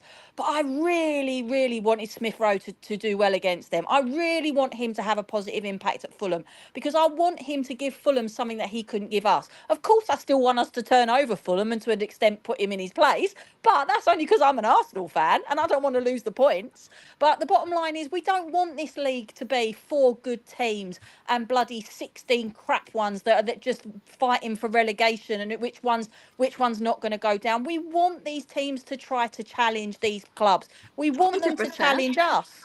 I hope you were saying the same thing when Liverpool and City were going head to head as well. I was, and this is exactly the thing. Is that, look, how many of us here watch the games that are not just Arsenal games? When they're Oh, I boring do. games, I think the lady on the top left. Sorry, I can't even see your name. My eyesight is Seema. bad. It's Seema.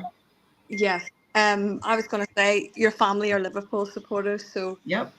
you know they've seen the challenges that we've had against City over the years, and it's been difficult. And But when you know. I sit and watch the game, I am never on City's side, regardless of who same they're here. playing. Yeah, no, I I'm know. never on I City's understand. side. I And mean, it's not because City are this. It's not because City are the bogeyman to us. It's because they've got no integrity. And my husband said it the other day. He said they play cheap.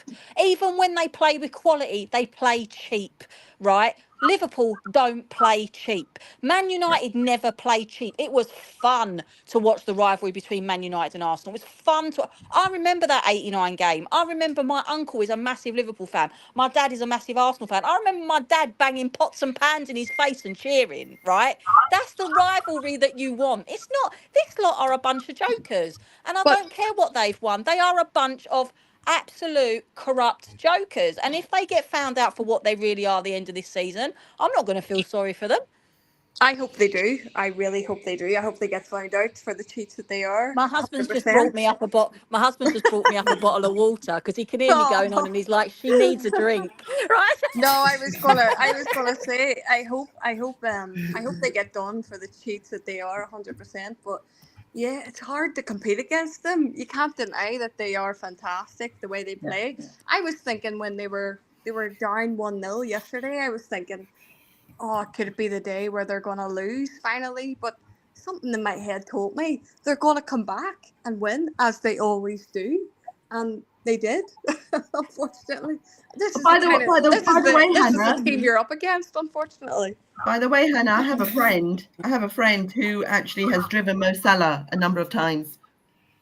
You've a friend that what? Sorry? Has driven Mo Salah a number of times. What? Yeah. No way. Yeah, he says he's a very nice guy.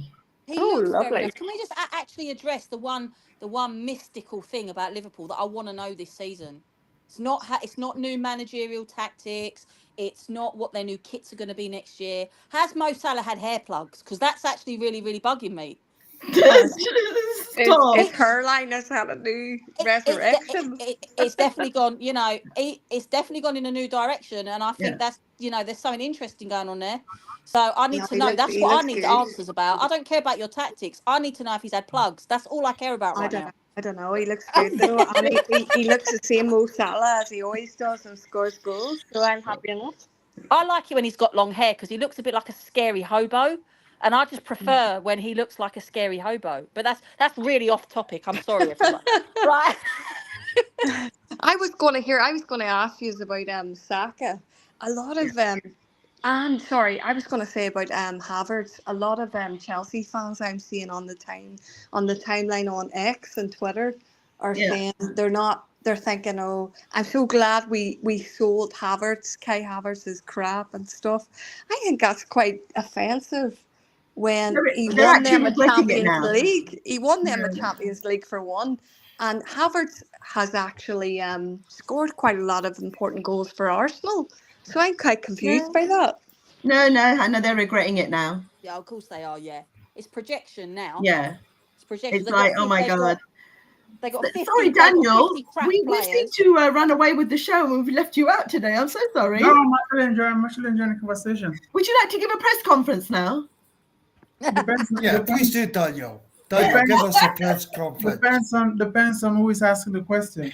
I actually want to hear the feedback that Seema has had. No, I'm not going to say that. Not on the show. I'm not. I won't say that on the show. That'll be just private between, Daniel and I. Oh, no, you can't. No, get it out. No. It's audience go up. No. I don't even know what you lot are talking about. Oh, yeah. That's just something I said just before we started the show. So, no. I'm confused. I can't lie. You want me No, not? you and me both. Seema, I've got Can a I question just- for you. Can I I've just got ask one question very, very quickly, Des? Oh, And this is oh. a personal thing. Hannah, Right. you need to do me a favour. Is she there? She said. Yes, I'm here. You need to do me a favour, right? My surname's Irish. I need to hear you say it. What's your surname? Fennelly. Fennelly? Yes! She says it properly! Right, thank you. That's all right. Yes, Oh, what sorry, was I it? probably didn't say it right. Like, Come. No, it is Seema, Fennelly. You are right. But it Seema, sounds I've so got- much better in an while Irish these two accent. while these two are making, having a Yeah. sister fest or whatever. Yeah. What did Kieran? I've forgotten his name. Kieran Tierney. What did he say to you when you met him? What did he actually didn't say? I said, "Oh, Karen, can I get a photo?" It's because Emerson told me. He nudged me, goes, "Me go." And I was like, "Oh, Karen, can I get a picture?" Yeah, sure, come. I was like, "Oh, this is so sweet." Yeah, he was just sweet. That's And I great. didn't ask him. I should have asked him, but you know what? Because he's going into the media entrance, it was just, do you know who I saw yesterday? I Go saw Zinchenko and Raya, but they both didn't stop for pictures. All right. Yeah. Seema, that's Scottish people for you. They're just lovely. They're just we're just We're lovely, but we can be argumentative. Isn't that right, Mark? No, never. Why you? No, this. No. Well, I'm as Scottish as you are. So I know you are. I know. Passion, No. mate. Passion. So Daniel, let's have a press conference, please. Give us your 1 minute analysis on the game. Just you, no one else. Don't talk. Because poor Daniel hasn't had a word in Edgeways today. I was just listening to the conversation. And, Yeah, but you sound better when you talk. So no, I was listening to the conversation and seeing how the conversation So was you going sound back. better than you look. Seema No. just said you sound better than you look. no, I said you sound better No, when you did. No. Stop it. No. No, Daniel, this is not about me. This is about Daniel. Come on.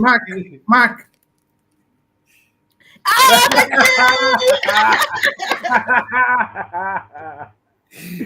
No, seriously, go on, Daniel. I think we've said a lot about the game already, and we'll move on Yeah. from the game. It wasn't a great game. It was a great result. Like I said yesterday, it was a great result. Yeah. But the first 55 minutes was poor from Arsenal, and the last part of the game. And I will say it again: if Southampton hadn't scored that goal against us, I probably might have ended that game in a goalless draw. So we move on to the next batch of game, which we're going to have Bournemouth. I think it's our next game away. I think Yeah. that's going to be like a 2 or 3-0 game for us. So I'm just looking forward Do to you it. think? Yeah. Easy. Okay. I mean, they lost today. Yesterday. They lost they lost yesterday, yesterday. Yeah, I'm just hoping and praying those players come back from the international break injury free. That's all Yeah. I care right now, and hopefully it will turn up. And I wanted to answer the question Des threw up a while ago, saying if we lose the game now, if the league is over. And if we lose the game right now, I don't think the league is over, because it will just be 3 points, and there's 30 games left to play, and that's 19 points left to be won. So losing a game this stage of the season is not the end of the world. It's not the end of the league, because every team will definitely lose points at some certain point in the league. So for me, I don't think if we lose a game or drop points, the league is over or the season is over. I just think we are just being overreactive too much in regards to losing points. Manchester City are not the Manchester City as we used to see. This is a very different Manchester City. If you look at the game yesterday, if Adamo Traore was with his shooting boots yesterday, I probably would have gone on with an hat trick yesterday. So for me, I don't think the league will be over if we lose a point currently. Yeah. I was just going to ask as well. I was going to ask, do you think you done enough in the summer transfer window when you brought in Raheem Sterling? No.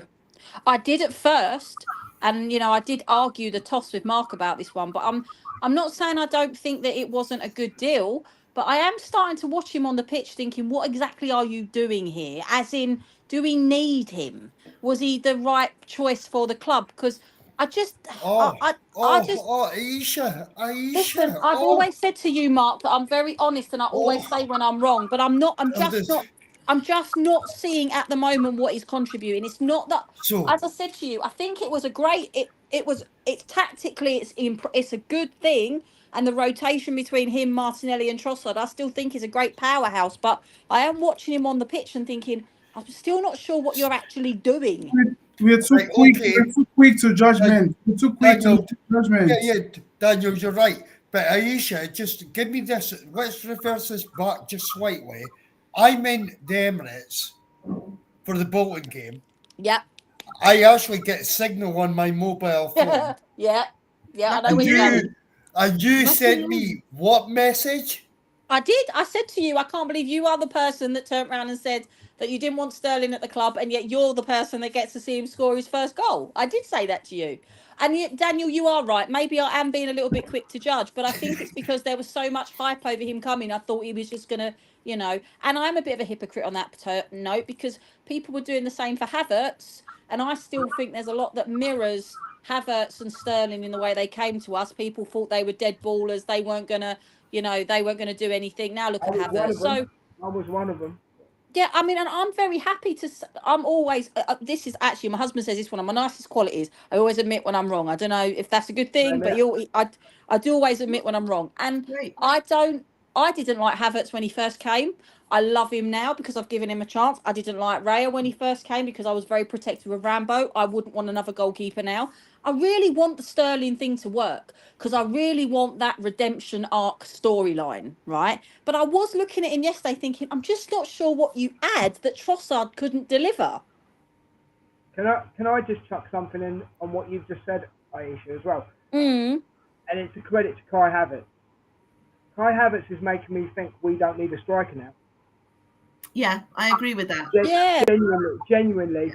I mean, I wanted to go for Gyökeres, and I believe, Mark, correct me if I'm wrong, you wanted Osimhen, didn't you? Am I right? Yes. So, but now, would you say it now after you've seen what Kai's doing?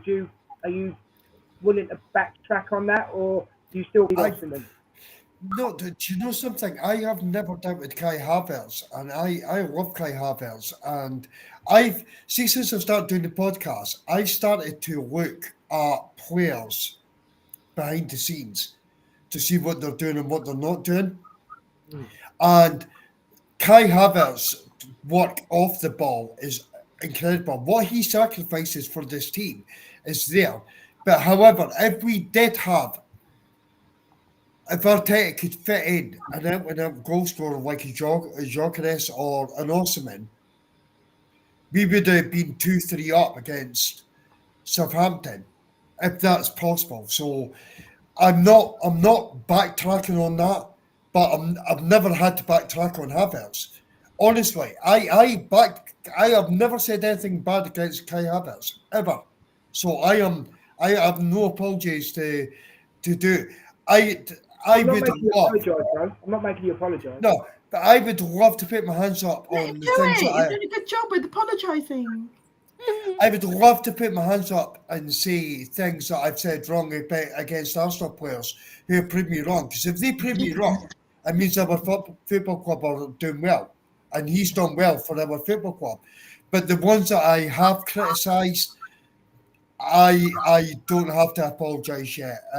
So that's kind of. I know you weren't going down the lines of that, but Kai Havertz, no, I love him, and I've loved him from day one.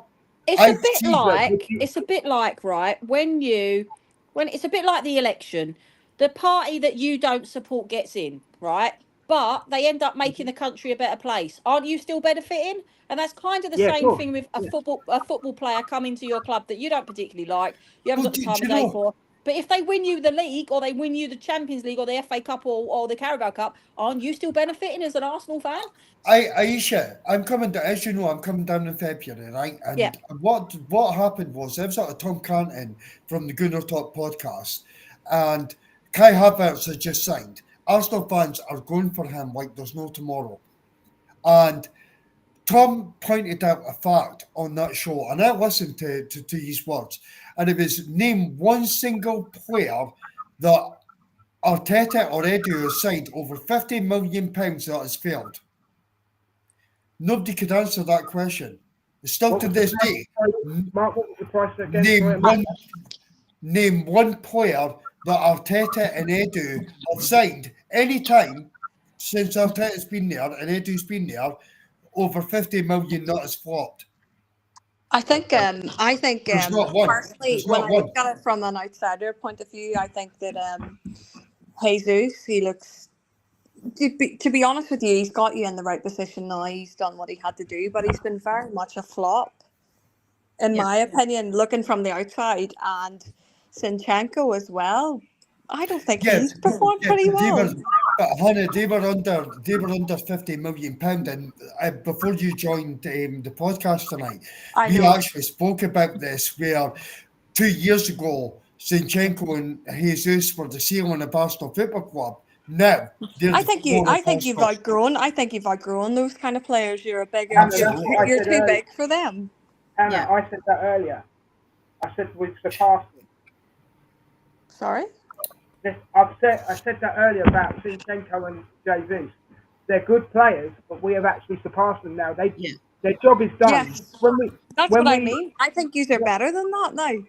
Yeah. And you know, that's one thing that really annoyed me with the Emile Smith-Rowe selling, because we sold him because he apparently wasn't good enough to keep at Arsenal, but he's better than those two players and we've kept them there. And that actually was the thing that really wound me up. I mean, I like Zinchenko, but I look at him and I think your heart and passion is with this club, but your skills no longer are. And it's sad for me because he's one of them players that I know loves being there, but loving being there isn't enough. We've got to push for what we need to get now. And that was, I think, We should have never played him at left back. We should have played him in midfield. Yeah, and this has been an argument many people have had, actually. I'm sorry to disagree with you, Aisha. All right, Daniel, you've got the last say in this because we're going to wrap it up. It's 9:30 now, so go on. Yeah, I'm sorry to disagree with you guys. We didn't sell Emile Smith-Rowe because it wasn't good enough for Arsenal. We sold Emile Smith-Rowe because he wasn't having a good game playing time for Arsenal. And the fact that a lot of us Arsenal fans are quick to write off players, it doesn't sit well with me. The fact Gabriel Jesus and Zinchenko, they're having a poor time at the moment, doesn't mean we've outgrown them. They could be a very good squad player, and these guys are not that bad, are not that crap. They are more than good enough to start for like 15 of the Premier League clubs in the Premier League. And I'll agree, Daniel, I will actually agree with you there, because I think one of Arsenal's big problems is we don't have squad players, and we do actually need squad players because we don't build a backup squad, and I do think you're right there. Okay, guys, cool. We're now on a wrap for this one. Thank you so much for coming on the show today, Des, Daniel, Mark, Hannah. Pleasure to meet you. Aisha, thank you so much for jumping in as well. So let's wrap this up, and thank you so much. And the Gunners. Thank you. See you there. Of the Gunners. I just want to say, we're just going to talk. Sorry? Is there still on a yellow card, or did you give him the red card? I want to know. No, It's okay. I'll rescind it. How's that? No rescinding. Sorry, I couldn't hear it. No difference with Anthony Taylor. You're no different with Anthony Taylor. No, he's off. He's off. Sorry, Hannah, before we go,